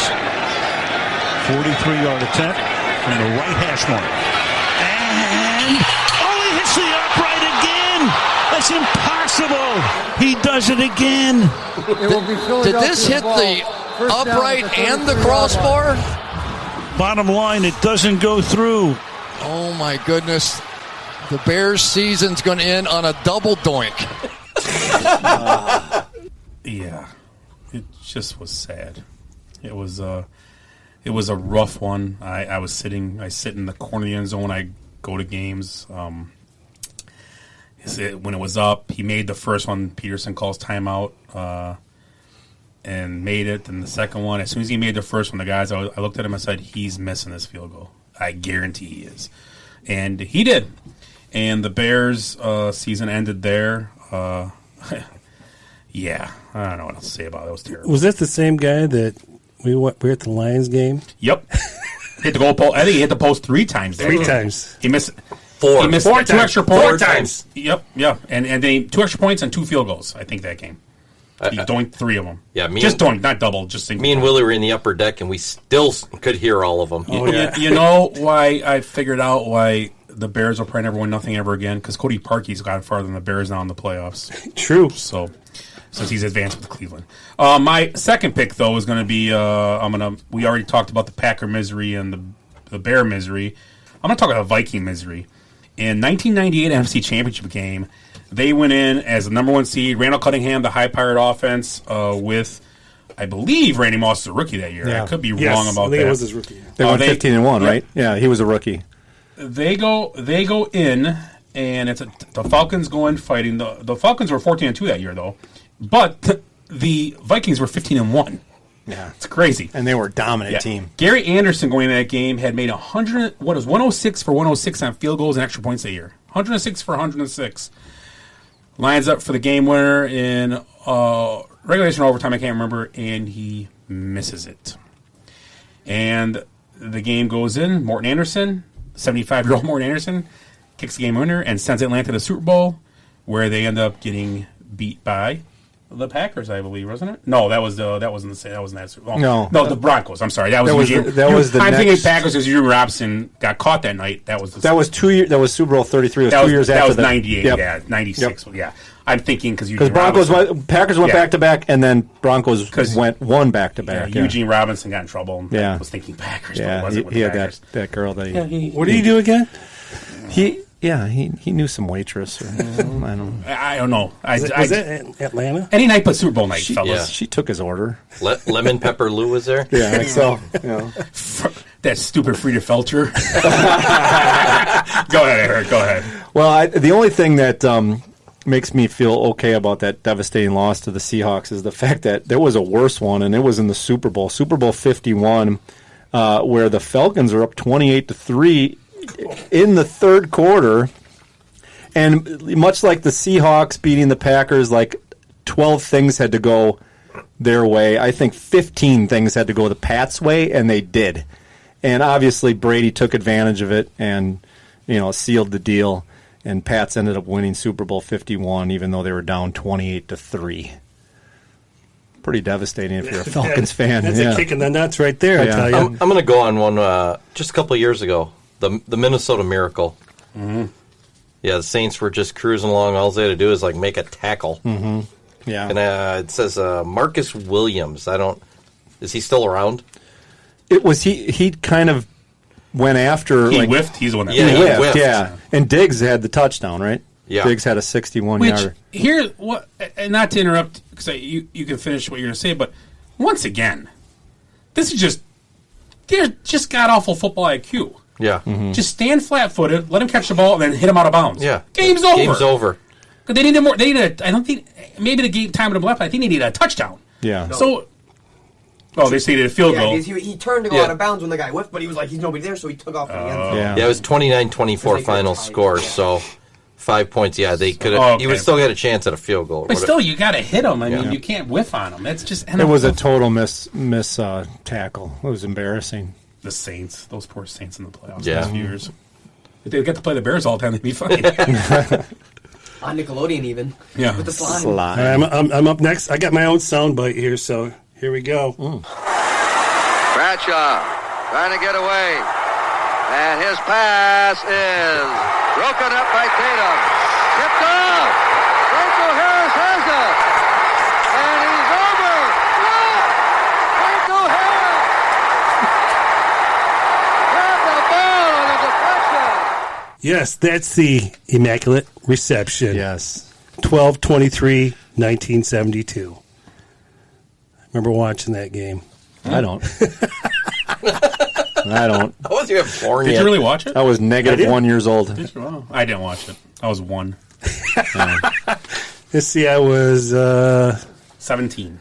no, I was 11. Oh, Well, he was there for the I Gettysburg Address. you know what? I remember because we went to the circus earlier that day, early in the morning, and came back, and I got to watch the Super Bowl. Did you get cotton candy? Then I got to ride an elephant. Nice. I was waiting for somebody to yell on there. It's a cotton picking touchdown. I can keep it let going. It might be there. I don't know. Honk, honk. So I've been going. I had wide right. I had Immaculate Reception, and I'm going tuck rule. So did I beat you to it? Ed? That's what I was going with. Damn it to hell! What is this, a lacage thing, or what are we talking about? Oh, that's So What it does was John the Gruden think about a tuck rule? 2001 I don't AFC like it, Divisional Scotty. Playoff against Oakland Raiders. In the snowstorm of a game, Brady went to go throw the ball, and I guess Tucked it. but fumbled it, and hence the tuck rule. It's a rule nobody knew about until that night. That's right. Swear to God. Everybody thought Oakland was going to the Super Bowl. And it was Charles Woodson, that tackled him. Yeah. So, Yeah. Michigan Yes, guy and a yes, it Michigan was. guy. Yes, it Yes. was. I'm going to go with again, a recent one. The Saints again Saints. with the penalty or I don't know what you want to call it. It was no Against the Rams. Yeah. No What'd call. you say? No call. No call P on the PI. Yeah. Yeah. So The worst thing about the whole thing is that I thought the rules were pretty tight back then, but it could have been PI. It could have been helmet. He got smoked. Yeah. It was crazy. It was all over him. like he wasn't so odd. It was too unprotected obvious. player. Yeah. It was two rules. I mean, people were like wasn't pass interference. Okay, then they call people for hitting people. A kid got kicked out of the championship game for something like that the other night. I mean, they call it all the time, and he got lit up on that play. Lit up. It was insane. Yep. So the Rams went on. Yep, and they lost one of the most boring Super Bowls I've seen in the last. Yeah, that was terrible. Yeah. Was it 3-2? 10-3. Yeah. 10-3. Oh yeah, that was a big poll. Year Watched that it year. here. Oh yeah. That's why it was boring. Well, it's a good thing we had a few shots. Because that was here. Yeah. That's why. Bourbon? Bourbon. Looks like I'm up. I mean, how do you not look at the Oilers blowing a 35-3 lead? Yeah. And we talked about this last week with Frank Reich. But yeah, if you're an Oilers fan at that point, you got to be pretty devastated. I'm gonna go with the Arizona Cardinals, Super Bowl. 43. They were 9-7 that year. The Cardinals. They were 28th ranked defense in the NFL. They get there, and Kurt Warner leads them through the playoffs, and they had a pick six before halftime, and then the Santonio Holmes in the corner catch, and it was all over. That was an incredible catch. Yeah. For a team that never won one, it was a team I was kind of rooting for, nothing against Steelers, and it was a shame they lost. And and then it was a great throw and great catch because it was actually called incomplete, I believe, and they reviewed it and they overturned it to a touchdown. So that's my first to last pick. And my other one's going to be the Cleveland Browns in 1987 AFC Championship game. Basically, we talked about a few weeks ago. I think I brought it up. That ended because of the drive, John Elway. And the fumble was in that game, too. They had a couple The things drive happen. and the And the fumble. fumble both happened in that game. Names. I'm using names like Willie. The drive That's and right. the fumble. So, that's my picks. So my last one is, and it's like Scott was saying about the double doink. It's always worse when you're there. So I was at the 2007 NFC Championship game where Packers is as far as last year with the Pack, heavily favored, and just freezing cold night. Luckily I was indoors, but freezing cold night. Just nothing went the Packers' way, and they actually got into overtime situation, and Favre throws that. The pick, the worst pick ever, because there was multiple guys open. If you go back and look at that, and then Giants recover and kick the field goal to win, and go on to the Super Bowl and end up winning that Super Bowl against the 19-0 David Tyree. 19-0 Patriots. I want another Pabst. These things are. You can have mine. Yeah, here, take mine too. I'm going to go with one that'll make Eric feel better. Oh, good. The 67 Ice Bowl. Dallas was, pretty much favored for that. They were a juggernaut. They were winning with a few seconds to go, and they get to relive it almost every single year. Yeah. They show Bart Starr blasting through.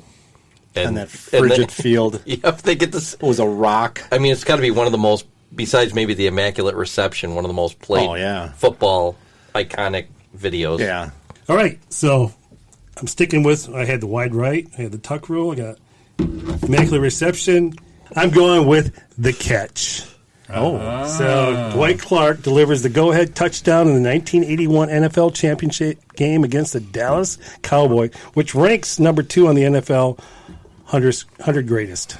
So, and I think there's a statue. Yes. There is. Dwight Clark outside. Yeah. Yes. Did you ever hear that Montana and Clark went to some, and I think they did this maybe multiple times, but they would go to like playgrounds and see kids playing football, and they would recreate. They did it like years after they retired, they went back and they recreated it with the kids, just randomly. It's just Bill Walsh used to make those two guys, practice that play all the time. Okay, so that's. Yeah, and that was the thing, because the Cowboys are like, oh, what a fluke, but they did practice that play. I got a question. Why isn't it called the throw? Yeah, because the guy had it was to go. An incredible throw. I mean, he was almost out of bounds. He was almost out of bounds. Just whipped it up there. When he was on Peyton's places, Montana, he said he just threw it. He didn't even see him. Right. Because he knew the play. He just threw in the corner. He knew he'd be there. He saw him go into the corner. He threw it he threw it, and there he was. Because wasn't it Too Tall Jones? Was he in on the play? Yes. And he kept saying, "Oh, that was such a fluke." But no, they practiced that play all the time. Yeah. I mean, it made him practice till they succeeded. Yeah. So. Okay, so let's go back to the playoff games from this past weekend. Oh, no honorable mentions. Oh, I'm sorry, honorable mention. Go ahead. Go ahead, honorable mentions. I forgot. Well, there's a few. I mean, obviously, it's ironic. Two of the games I have on here involved Kevin Dyson. So the Music City Miracle was a big one, and that was the Bills about to win a game, and you had laterals, and you had the Frank Wycheck. Yeah, it was a Frank Wycheck lateral to Dyson. I mean, the ball was pass. You mean? Yeah, the forward pass, which they didn't call. That was a 2000 wild card game. But then Kevin Dyson was also the guy that was reaching for the end zone against the Rams and coming up 1 yard short for the Titans. That was Dyson. Yeah, I looked that up today. I got the picture. You got I have the picture. Is Dyson in the picture? Yeah. No, I just want to. Yeah, go ahead. Yeah, I had Kevin Dyson on both of those. So, did we mention the Seattle game where they came up short at the end too? Yeah, that's on my list here. Okay, there it is. Yeah, that's Dyson. Great. There's your picture. Yep. There's your picture. Yeah, 1 yard short. I took that myself. Nice work. It's very. That looks very like crisp. Chase's work right there. Don't take credit for the kid's work. Yeah, it's a nice, very nice. Okay, I'm sorry. No, that's fine. I mean, and there's a few. I don't know if you guys have others, but yeah, Ed just mentioned the Seahawks deciding to throw versus run against the Pats in the Super Bowl. Yeah, and they had that big guy. What was the name? Beast Mode. Yeah. Marshawn Lynch. Yeah. Okay. How about Romo fumbling the field goal, the 19-yard field goal snap? Right. 19 yards to win it, and he fumbles the snap. To be the Seahawks, it would have been. Yeah. Ooh, how about that one?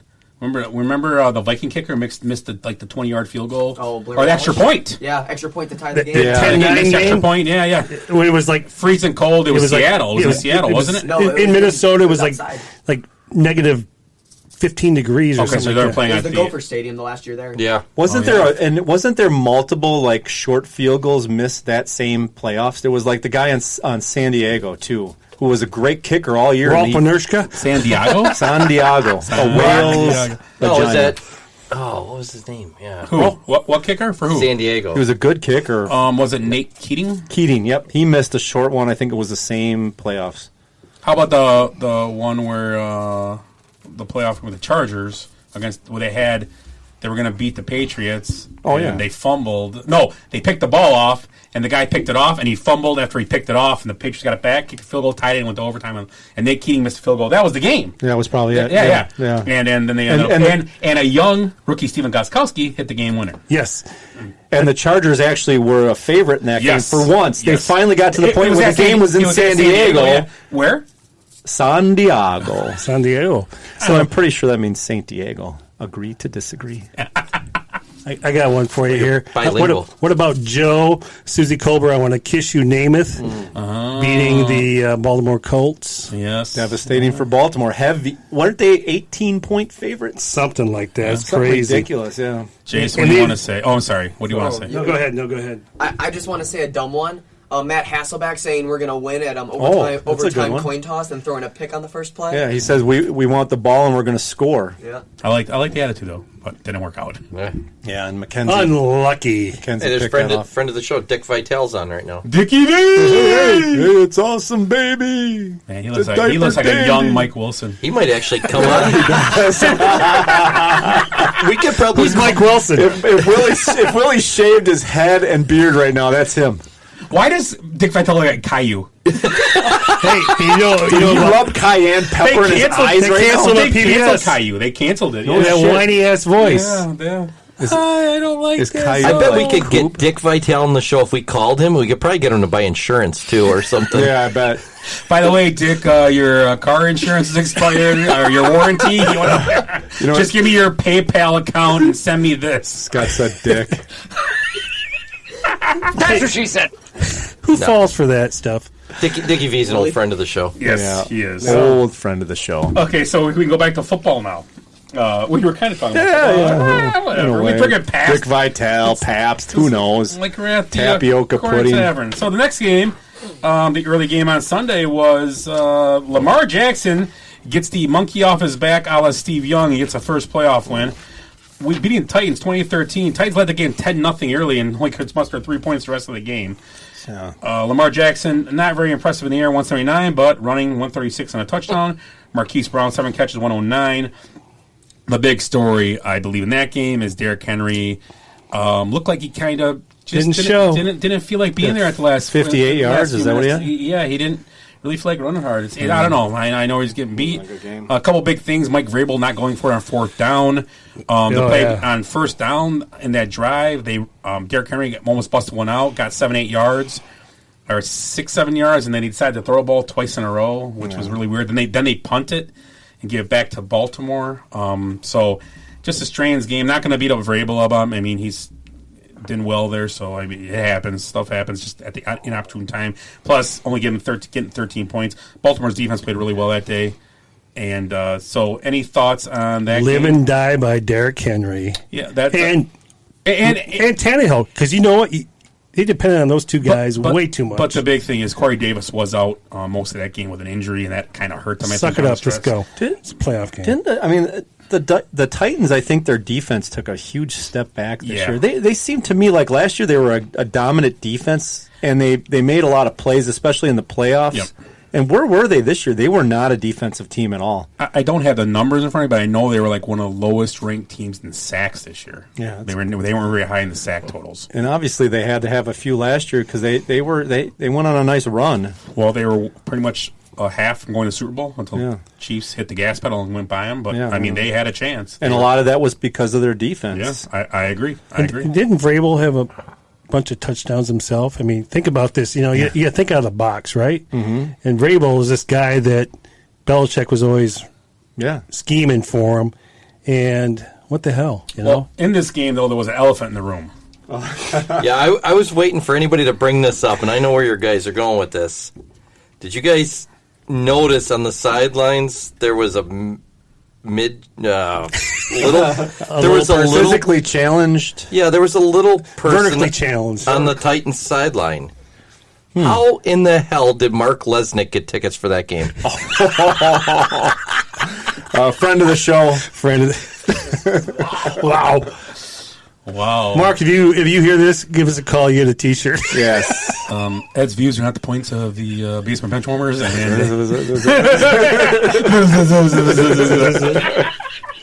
Yes. Lawyer talk. I guess we'll find out if Mark listens now. Our lawyers will find out. Wow. Yeah. Okay. So Titans next year. You think they'll be back in this position, have a chance to compete? Yeah. What's your opinions? Yeah, I think they're competable. I think their defense needs an upgrade. I agree with her. Yeah, it took a step back. Not an upgrade, but I think they have good. They just need to get. They need some pass rush. Once again, I said pass rush again, but they need pass rush. They didn't sack nobody this year. Yeah, exactly. That's a big deal. That's the only note I had. That D took a step back. What is the answer there? D. D. D's what? D's what? And so D's nuts. He's so serious. Yeah, I was trying to be. I mean, Jesus. He turned into a jazz singer for a second. Well, do you know D's nuts? That's what he said too. So did you guys hear that Aldi is starting to sell? They have their own brand of nuts now. Aldi's nuts. Jesus, that's horrible. Wow. Anywho, I mean, pass rushers, they just need to step it up. But yeah, Derrick Henry's still a beast. I mean, I don't know what happened in that game, but maybe an upgrade at receiver. A.J. Brown and Corey Davis? I don't know. They just. A.J. Brown is like he's legit. It's like nothing talked about, but he's a monster. That kid He is. play. He made that one great catch. I mean, he just to get him Well, isn't Corey into the Davis a playoffs. first more- round the more or the second merrier. round pick I too? believe it might be a first round pick. Yeah, You might from be like right. 2 years or 3 Yeah, years you ago. might be right. Yeah. And their tight end, was it Jonu Smith? Yeah, was he he's- there? He was up and down. He kinda faded as great it went. start, kind of got quiet in the year, but Yeah. he's there. I mean, Yeah, all right. Yeah, I don't know. I'm disappointed by him this year. I am. I thought Like- I thought they would beat Tennessee. I really do. I thought they would beat Baltimore. I'm sorry. Tennessee. But yeah, it is what it is. It Yeah, I happens. picked him to win. I figured Lamar was going to go on a 3-year lose streak. Shit happens, right? Big draws, baby. The second game of the day was Bears Saints. The Bears go down to New Orleans and lose on Nickelodeon and on CBS. On 2 stations they lost on that day. Drew Brees 265, 2 touchdowns. Alvin Kamara 99 yards and a touchdown. And Deontay Harris, my sheet cut off, but I believe they had 11 catches in that game. So 21-9, Saints advance to play next week. Bears defense played better than they had the last few weeks. Just wasn't enough. Drop passes, bad penalties, things like that. I will start this one since I don't and finish it, I'm sure. Yeah, we'll rot it. Let's run it out. Let's go. Let's go I for don't it, want to put you man. guys in a spot because I don't. On this, I just wrote Scott ? So go ahead. So the Bears, it's gonna be hard pressed to be in this position next year. I think because there's a lot of things. Who knows what's going to happen with the coach situation, the GM situation, what they're going to do. So and with the conference, things change. When you're 8-8, make the playoffs. It's not like you're on the cusp of something. What was your record last year? 8-8. 8-8. Yeah, and that's the only thing that the crappy thing is if you go by visuals. Matt Nagy has made the playoffs 2 out of 3 years, and that's the first time it's happened. And I think they said so many years. So He's over 500 coach. But once again, the eye test doesn't pass the paper test. Hey, you know what? The on-paper it's test. eyewash. Yeah. So I just think I'll go around. I don't think they'll be in this position next year. I hope they are, obviously, but I don't think they will be. I think it'll be tough to be there because their quarterback situation is in flux and other things. So what do you guys think about the Bears next year, what may or may not happen with them? Where to start, Well, right? yeah, okay, is Nagy gone? Did you hear the Rex Ryan? What he just kind of went off on? Sage Rosenthal had a 7-minute thing. They played it on Score today. It was a whole thing about how bad Nagy is as a coach. This guy just went on. Went off about it. Ryan's point was, that he doesn't take any of the heat. He put it all on Trubisky. Trubisky's got to answer all the questions, and Nagy's not. He's kind of throwing him under the bus in a way. So is he a good leader? Matt Nagy. The rumor is they love him. I don't know. The players. He's a players coach is the worst thing in the world because you're only a good players coach when you win. Right? Yeah. If you're winning, you don't hear. Did I ever hear Bill Belichick's a players coach? Did we ever hear? Let's think. I've seen Holmgren, Matt LaFleur, players coach. Bill I don't Parcells. know. Rex Ryan. No, I'm talking Buddy this Ryan. year. How about Andy Reid, a players coach? No.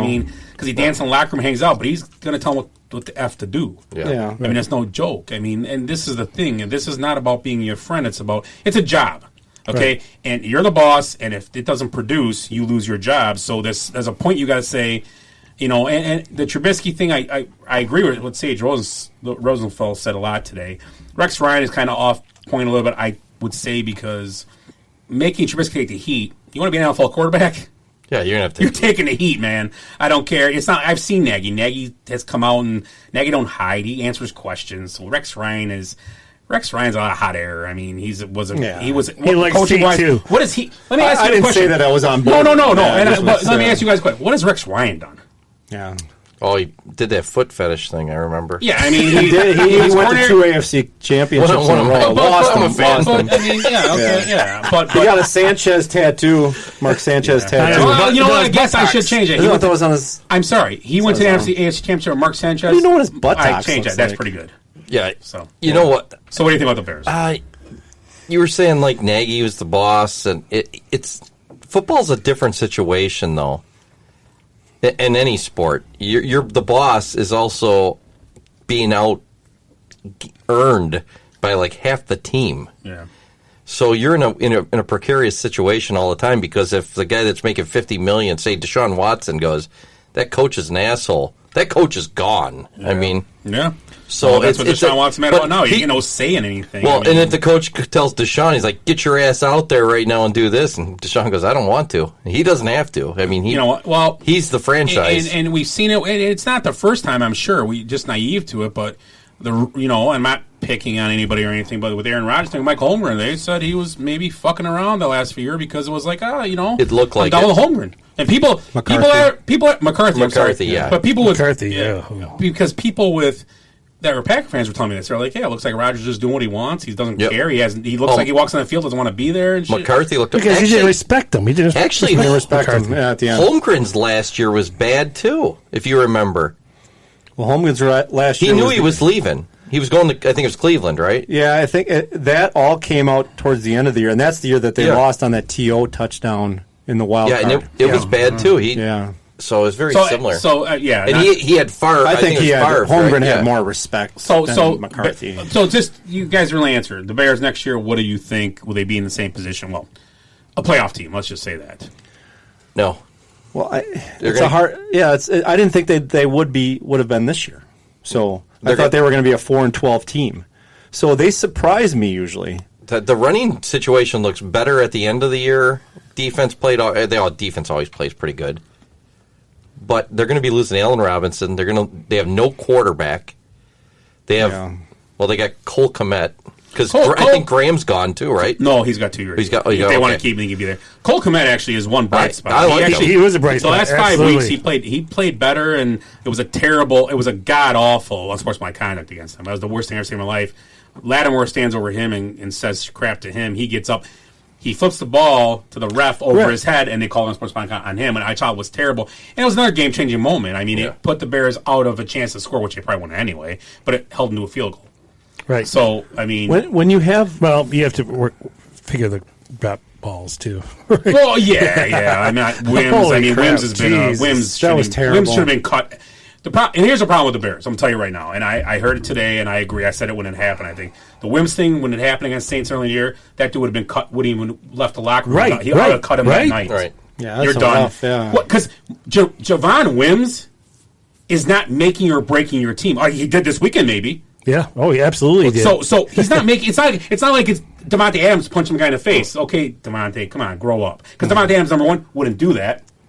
Okay, these are pro. A lot of. I've only seen one receiver ever really doing it. Who was it a couple years ago? Andre Johnson. And, and got into it with whatever. It was a cornerback, but Fedamore or what? Was he was a pretty Cortland good something. Cortland Sutton. Yeah.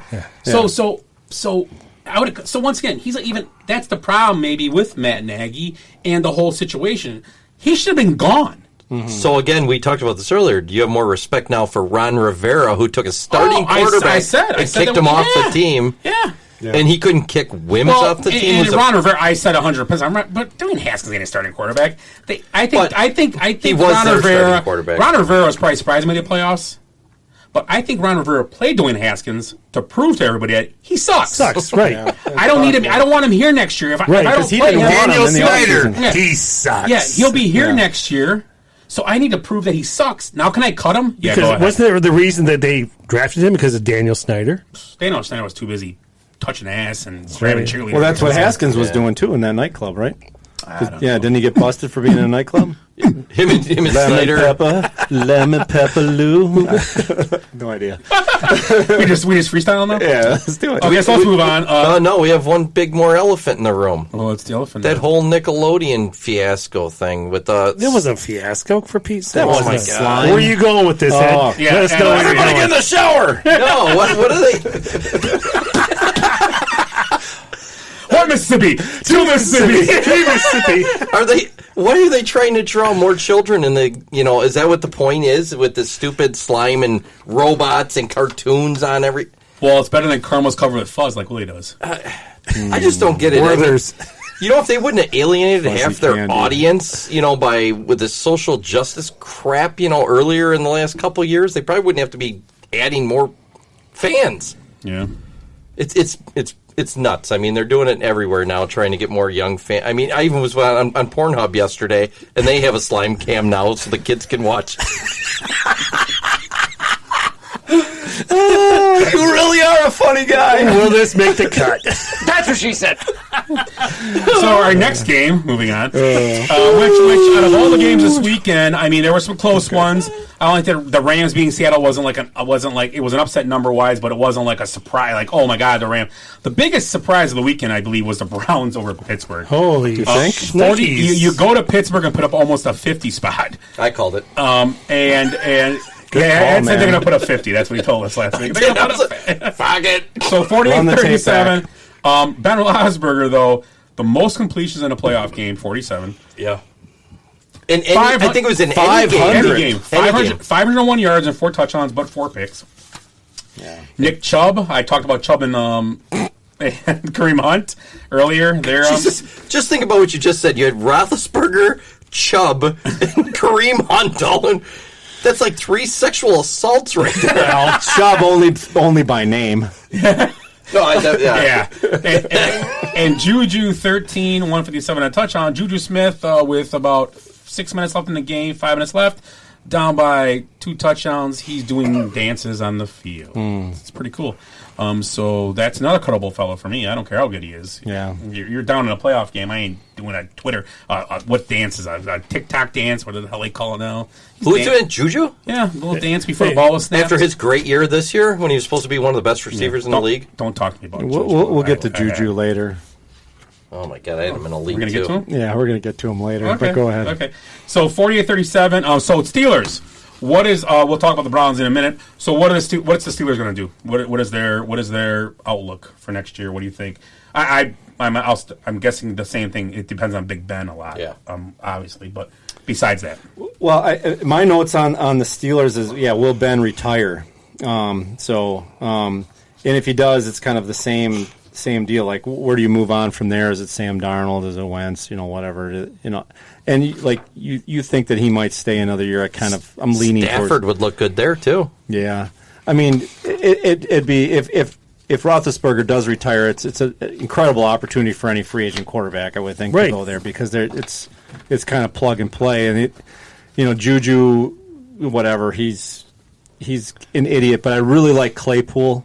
I mean, Mapletron, you mean? Yeah, Mapletron. They have talent there. Defense is obviously good.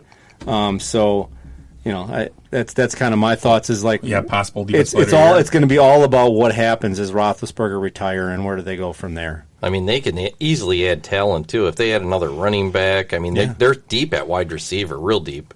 Yeah, there's talent even if they get rid of Juju, they're still set. Well, I mean, they have Deontay Williams. I forget his name. Yeah, and they have Mapletron. So I mean they're solid. Yeah. Mm-hmm. And remind me, what did Pittsburgh start out the season as? 11-0. 11-0. And 12-4. There's only I had a question. But they beat 5 playoff teams. I brought that up last week. Wasn't only but down the stretch he struggled. Didn't make the Super Bowl. Oh, that started 6 teams 11-0. 11-0 or something. What I that it was like 6 teams didn't make the Super Bowl or didn't win the Super Bowl. Yeah. They didn't even make it out of the playoff round.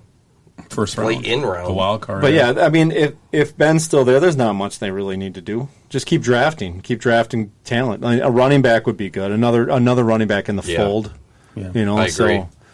I mean, They defensive probably players, should have been that team last year drafting the quarterback, huh? probably. Yeah, Jordan Love was gone though. And even if Roethlisberger's still there, they need to look at that. They really do. Right. I mean, look at it. Scooter just killed that PBR. Whoa, and then broke his TV with the can. He threw a ladder through it like that Pittsburgh Steeler fan did. Yeah. What was that? Yeah, a guy threw a ladder through his TV. Oh, through his TV. This year. God. Yeah, just Nice. this game. You drink a Pabst Blue Ribbon and you get angry. Was it in the first quarter? I bet it was. that He had to first quarter was he had to go insane. watch the tube TV upstairs. Yeah, You 20. said tube. That's what she said. Okay, so anyway, this weekend, here's what we got. Rams at Green Bay, Saturday at 3:35. Buccaneers at Saints, Sunday at 6:40 or 5:40. Then we got the Ravens and Bills on the AFC side on Saturday night, 7:15. And the Browns Chiefs on Sunday at 2:05 on CBS. So NBC gets a game, CBS gets a game, and then Fox carrying both NFC games. No, like Disney Channel or anybody getting a game this time. Damn it to hell. Only AMC. Only place the Slime Machine is The Sci-Fi network. They don't have the HG network would be awesome, you know, because they could build something on the sideline. They can. And they're worried about the turf all the Tough time. as nails. They could go to Baker Mayfield's house and do some additions. So Exactly. Before we talk about the game, field. as we go like we did last week, you could pick up straight up winner, but we got to pick our spread winners. It could be different, obviously. Already? So I'm going to go through last week, and it was pretty a mess for me. Willie went 2-4 with an upset win with the Rams. Ed went 3-3 with an upset win with the Browns.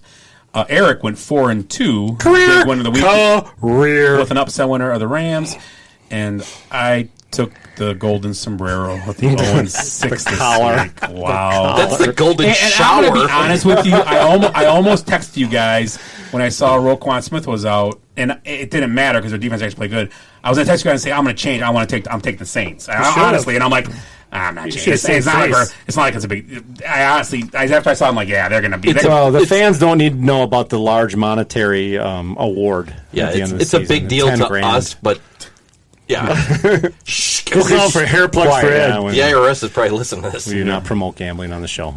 So as the season goes, Eric takes a lead at 38 wins, 34 losses, 2 ties. We got Willie and Ed tied at 35 wins, but Willie has the advantage in percentage. And I dropped, tied up. After being in first, I dropped to fourth with 33. I'm pretty much out of it because there's only 7 games left, and it's going to be hard to come back from that. So don't call the comeback. That would be one of the biggest, most devastating losses. Yeah, I think so. For you. For you. Oh, for me. It would be, yeah. Yeah. Okay, so as we talk about the games, you're the Scott Norwood of our group. Let's give our picks as we go. So let's start with the elephant in the room, and not Mark Lesnick. Let's start with. I'm gonna love that. Let's go with the Rams, Green Bay. So, what are your outlook on the Rams visiting the Packers this weekend? Willie. Just write my name down. What? So what do you? I mean, besides right you pick time. anything, give us why you're picking or what. I'm going. I think the Rams are going to cover that 7 because their defense, and I think they're going to put a lot of. I'm looking forward to that Jalen Ramsey, Devontae matchup. So I'm going with the Rams. Okay. I'm going with the Packers to cover that. If the Rams don't have a quarterback. If Green Bay does get ahead like they're prone to do, I don't know how they can make any kind of comeback. Yeah, I'm taking them to cover. I think they win by a couple touchdowns. Rams defense is good, and the Ramsey Devontae thing is intriguing. But I still think Devontae can get at least 80 yards and a touchdown. I think Jalen's going to be in that boy's head. Yeah. We'll see. Then Aaron Jones will. Yeah, there's other weapons. Touchdowns. I mean, it's just. And the Goff thing, too, it just, I don't know. The bad thumb and then going into the cold weather with it. Yeah, I heard it's supposed to be 50 this week. I'm going to drink the Kool-Aid. Still cold. Whatever. I'm going to go with this is the best defense the Packers have played all year. I looked at all teams played. This is hands down the best defense they've played. Aaron Donald in the middle is going to give pressure up the middle. And if the edges can control the outside, think with Leonard Floyd, who actually decided to play football finally for a year. Right.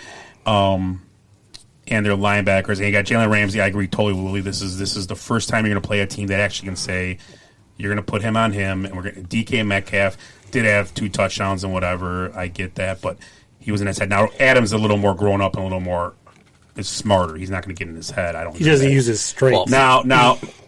Metcalf got a lot of that stuff at the end too. Yeah, and he had that big play, that big long touchdown. That was early. That got him within a touchdown. A few of those were right at the end, I think, because he only had 5 catches. Yeah, 5 for 96 and 2 touchdowns. Yeah. So, but with all that said, Rams and Lambeau, they've won 1 game in 24 years. Also, and we got Aaron Rodgers. I was leaning toward the Rams plus the 7, but it's so hard because if Goff was 100%, I think the Rams could win this game. But with Goff not being 100%, I think they lose and they don't cover. I think the Packers cover this game. I just think Goff last week throws weren't bad. You can just tell it's almost it's gonna be colder there. Yep. It's gonna be. I just think the Packers cover. If the spread changes, we're gonna change it, right? No, it stays at 7. What? Yeah, that's where it opened. Board is board. So, like I said, if Goff was healthy, I think it'd be a different chance because you got Cup got hurt at the end of the game the other day. Yeah. Oh, yeah. So Cup's injured, so who knows what's his. So I'll stick with it. But the one thing the Rams do, they run the ball, and the Packers have trouble stopping the run the last few weeks. But once again, I got Aaron Rodgers. I mean, they couldn't. The Packers barely had the ball against the Bears the first half. They put up 21 points. They barely touched the ball, and they split up. So I think the Rams are a better defense, but I got to take the Packers -7. So next game on the docket for this week, we're going to go with Baltimore and Buffalo. That's the night game that evening. So what do you think about that game? We'll start with Eric this time. Baltimore, Buffalo. Well, I don't want to do this, and well, don't do it. Say Russia yet. You know what? Here's the pressure. He's first place right now. He's got a lot of pressure. Yeah. Well, like Rodgers in the playoffs. Screw it out. Two things here. I picked this team to go to the Super Bowl, and I feel like they're. You didn't pick Buffalo. I picked Baltimore. Oh, there. Baltimore. And so I'm going to stick with them, and not just because I picked them, because I am, later down the road I'm going to turn my back on somebody that I picked. But I just think that they're hot right now. I mean, they're playing angry, whatever it is. I mean, I know they were assholes by running off the field, but I think Baltimore is going to win straight up. I'll take the points, but, I'm going with Buffalo because Josh Allen's the 5th best quarterback still in the playoffs. 5th or 6th. Really? There's a lot of good quarterbacks out there. I'll argue he's the 3rd best quarterback left. Oh, man. Just because his whole overall game. Oh, okay. He can run, move. I'll take Rodgers, Allen, and Mahomes. Are you waiting for some bonehead I had a mistake, Drew though, by Brees? Allen? Like he made last year? Bonehead mistake. He has never thrown an interception in the red zone. Never. Who's that? Really? Josh Allen. He hasn't. Never. No. Never. Now, guess what? I said it. Yep. He'll throw 2 this week. Jinx. So I'm going to bet a side bet that he throws 2 picks in the red zone, and I get 10 points that happens. Can I change my bet now? No, I'm going. He hasn't, right, Willie? He's never thrown a pick in the red zone. No. I have a feeling Josh Allen is going to unfriend Scott. He's not even a friend of the show. He will be. He will be. Well, I hope so, but you treat him like that. He's a big kid. He's from Wyoming. He talks to people. He's not like Jay Cutler. He's never ran for 2 touchdowns and thrown 2 in a playoff game. So. Yeah, that's true. God. Yeah, so after all that shit, I'm going with Buffalo. So you agree. Willie. I'm going with Buffalo because I believe that Josh Allen's going to attribute another 85% of their offense. I think he'll have over 100 yards rushing this time. That's just my. That's your. I like it. That's my guess. So I'm gonna go with the Buffalo Bills.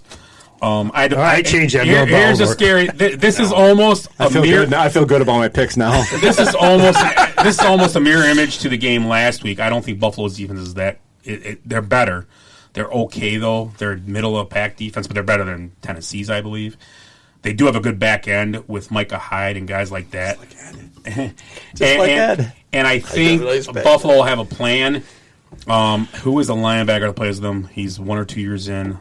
He's so good too, and I believe that's going to be the guy that is going to give Lamar Jackson fits all day. And I like Buffalo -2.5. I think Josh Allen, he got the monkey off his back last week. Nobody talks about that, kind of like Lamar Jackson. I think they're good enough to go to the Super Bowl, but Baltimore isn't shabby. So but I got to take Buffalo at home. 2.5 is almost a. It's a push almost that game. I mean, it's gonna be hard to beat 2.5. So I'm taking Buffalo. Now, trust me. So you probably want to take Baltimore. I took Buffalo. It's been a rough week of bet for me. So you can only go up. Ed, we got Cleveland and KC. KC giving 10 at home, and I'm picking Cleveland to win that game. To win the game. Hey, they helped me out this week. I think they're going to win. I have no reasoning. Because I had a Pabst. So, Eric, what do you think? I'm going to take Kansas City and to cover. I think that they're the best team in the NFL right now. I mean, and Cleveland did impress, but I don't think that's going to go very far. I think Cleveland's going to win that game. And then it's going to be Cleveland-Buffalo. Buffalo's going to go to the Super Bowl and lose. Wide right. Wow. And then they're going to lose the next 3. Yeah. After that. Never mind. All right. Cleveland heads. Ooh. Kansas City tails. Wow. It's a wooden nickel. Why is it? Heads. Heads. Do you remember what you picked? Yeah, I wrote it down. I guess I'm going Cleveland. They're going to cover the 10. Oh, okay. Oh, there we go. So in this Scientific game, research. I like Ed's spunk, but I do not believe Like a splurge. That's what she said. Spunk. Is that what we're calling it? That's what we're calling it now, spunk? I thought it was slime. I don't believe, and if it happens, it probably will, and I'm saying it. I've been saying all show, but I do not believe they're going to get a touchdown off a bad snap to start the game and get 4 picks from Patrick Mahomes. Yeah. I believe They're going to beat them straight up with the running game. Kansas City covers, wins the game, but I'm going to take Cleveland because I got to catch up to Eric. Oh. And I'm changing my Packer pick to the Rams. Oh, there we go. Hey, I still think the Packers are going to win, but I have to.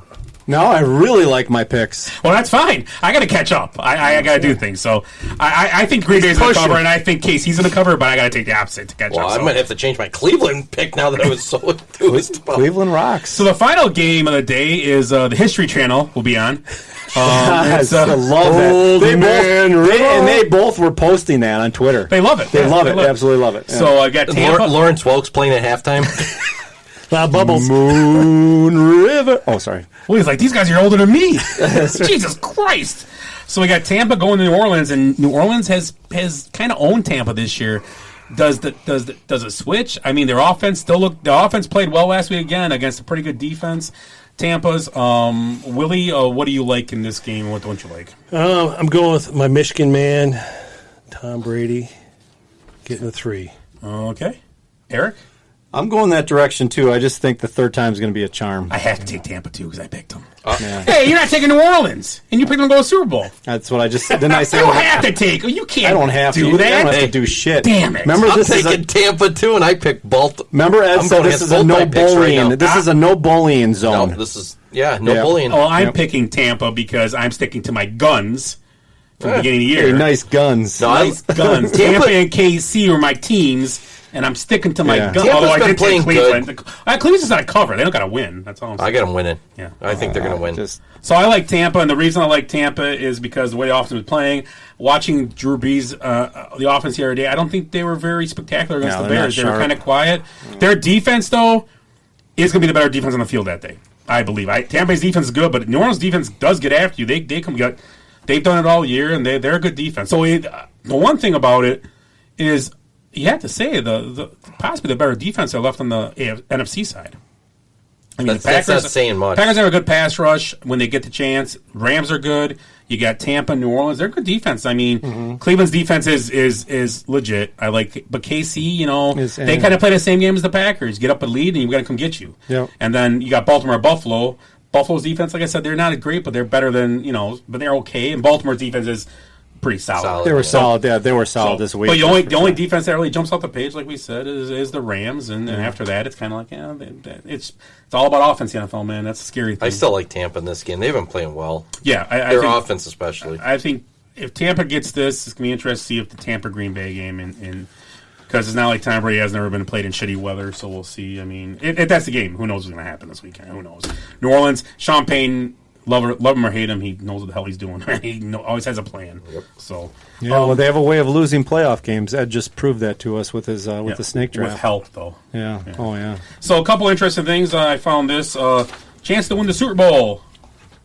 The Chiefs are at 26.8%. And then they got the Packers 17.4%, the Saints 15.6%. And the Buccaneers at 13.1%, Ravens 11.6%, Bills 9.4%. So actually, hey. And then Rams 4.8%, and the Browns at 1.3%. Wow. So no chance. They give him barely any chance. So Ed's probably going to be right with his pick. So those are our picks. We will have those up in the next couple of days. And then next week, the championship games we'll be talking about. We will be on to the Final Four next week.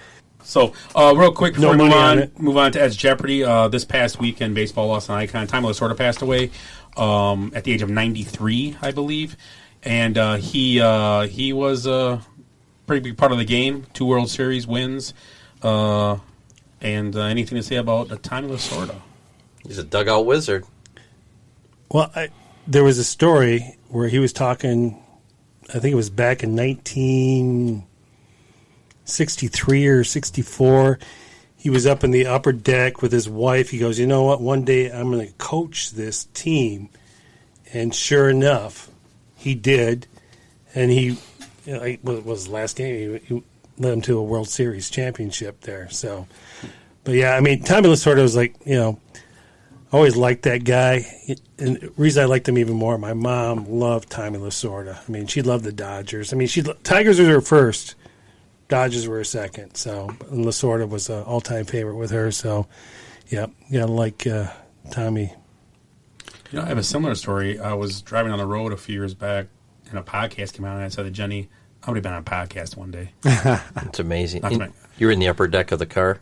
On the roof. She maybe sit up there. Yeah. I heard that's a true story. The ceiling is the roof. I heard another story, and I don't know if I'm going to get this right. I saw Tommy say this, and it was he was like most proud of winning the Olympic gold medal when he was managing. Yes, he was. Yes. It's so refreshing in this day and age how proud he was to be an American and win the gold medal in baseball when now 90% of your athletes hate America and hate everything it stands for.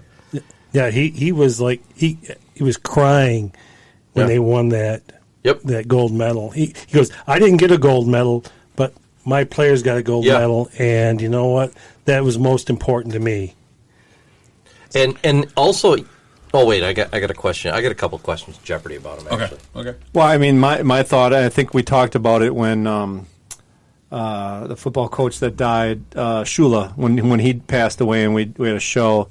You can't tell the story of baseball without Tommy Lasorda being a part of it. I mean, he's one of those classic icons as a manager of the Dodgers. Just one of the faces of baseball. That's the Philly Fanatic.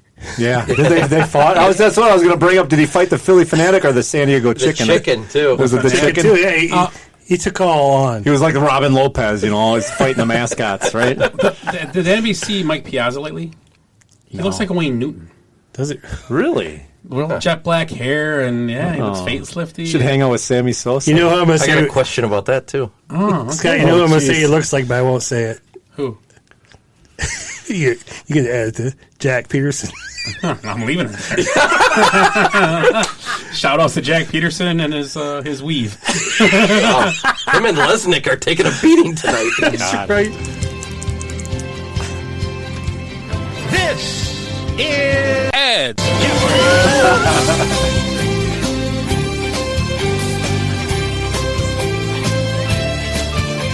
Okay, so it's that time of the show. Before we get out of here, it's time for Ed's Jeopardy!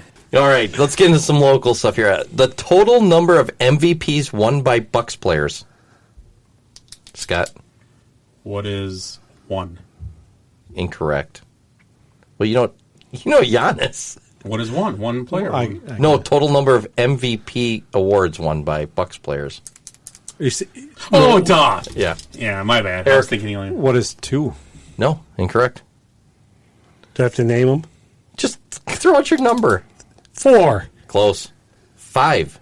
Jabbar had 3. Oh, Jabbar. Oh, that's right. Or Bucks? Lou Alcindor, and then Giannis had 2. He had 3? With the Bucks? 3 with the Bucks. Wow. Some more your speed, guys. Okay. Clark, the RV, coasted in on fumes. Where did Cousin Eddie say the gas money ran out? Gurney. Yeah, you're What right. is Gurney? You're right. Stretching nearly 300 miles, this county boasts the longest shoreline in the United States.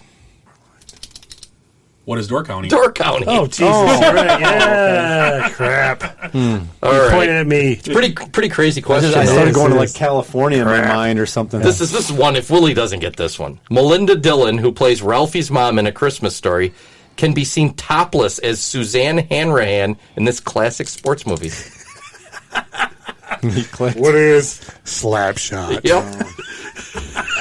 I was going to do the quote, but you can't do the quote on here. That's right. Hanrahan. Suzanne. Have you guys seen that yet? No, I haven't We're never going to seen have it. a showing. You have a DVD player here? What is it? 19? Yeah, I do. Yeah. We can't even say Can we do the it? part. Can we actually do a podcast? We do our show. while We do a watch it? podcast while we're watching it. So Paul Newman bangs this guy's wife, and it's Melinda Dillon. And he's in the game later, and he's trying to get a rally. He's like, Hanrahan! How many championships did NBA legend Casey Jones win as a player and coach? It's a big number. Willie guessed. No, he did. Eric got it. What is 4? It's way bigger than that. Really? I'm going to say 12. It is 12. Wow. Yahtzee! 8 Yahtzee! is a player. Let's say 8. 1 is an assistant coach with the Lakers, and then 3 is a head coach of the Celtics. And wait, it gets better.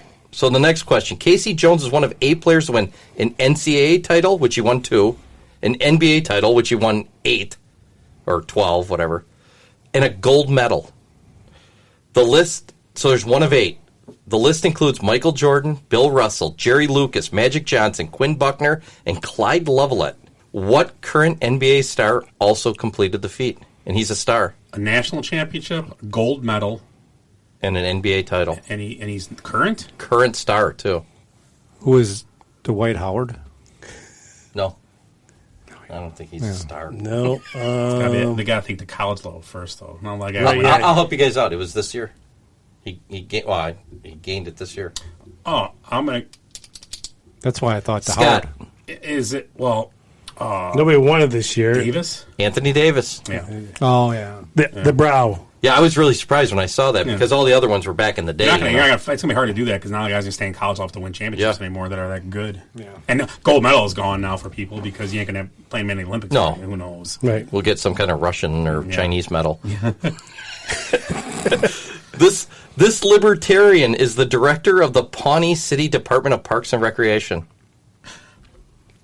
Scott? Who was Ron Swanson? Nice. I didn't watch the show. I just know I didn't it. either, but I love his quotes. All right, another guy that died in the last few weeks. Phil Niekro is the all-time leader in innings among pitchers in the live ball era. That's since 1920. Who's second?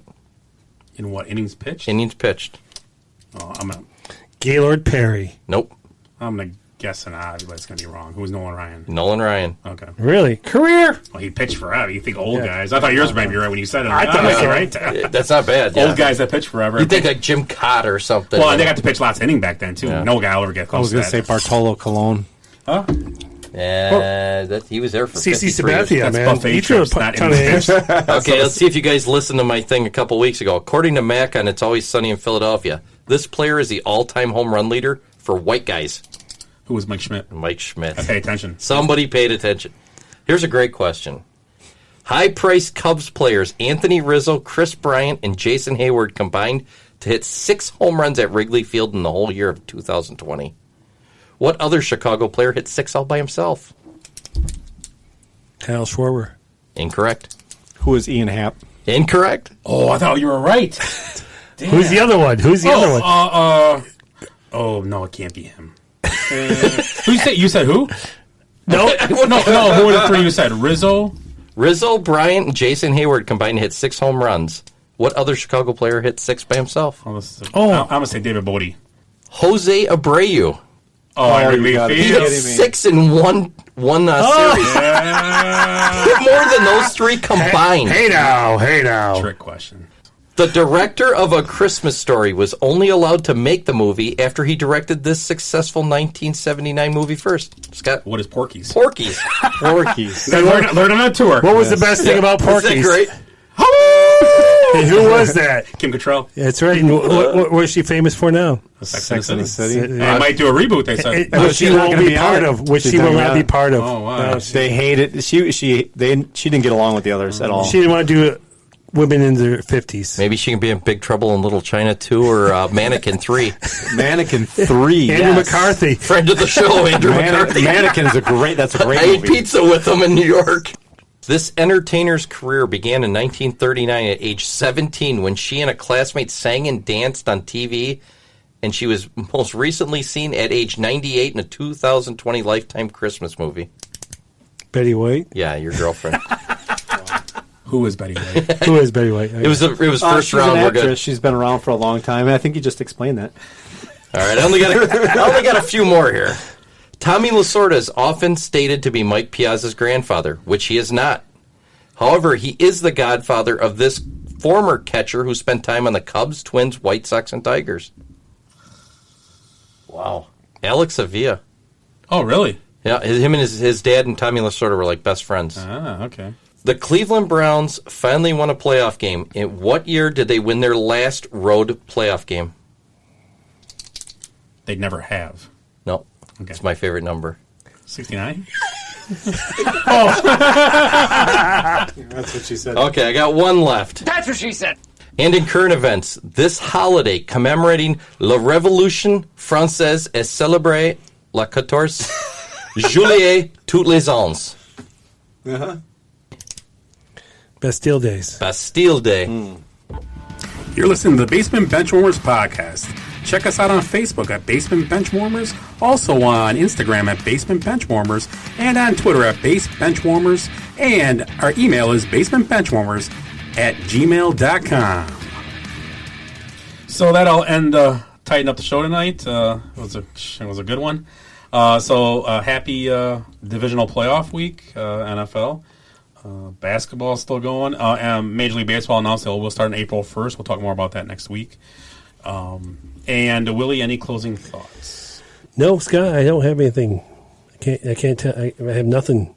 Got nothing for you, pal. Okay. I got a little thing here. I always do. That's all figure. God damn it to hell. Do it now. That's what she said. Perfect timing there. Flawless. Well, watching the Bears game this weekend, I saw a commercial from the NFL Players Association promoting the importance of getting technology to the people that need it the most. And then they show a bunch of young kids from different communities of color. Trust me, they are not the most important demographic when it comes to technology. If you ever tried to help some old people set up their email or move pictures to a different folder, kids can record and send out a TikTok video while blindfolded on a merry-go-round. Old people, on the other hand, they could use the help of a semi-literate fat lineman to figure out how to do a group text. So remember, NFL, use that woke energy for good. So, I mean, my closing thoughts here is... We're going to lose our jobs. Sorry. Yeah. I've been trying to find inspirational quotes from famous people throughout history, and my closing statement is a famous quote from a very, very intelligent person. The Browns is the Browns. Juju Smith-Schuster. Out. Mic drop. That's a great quote. So we are the Basement Benchwarmers podcast. Guys, thanks a lot. Hope you guys have a good week. Everybody out there, stay healthy and wash your hands.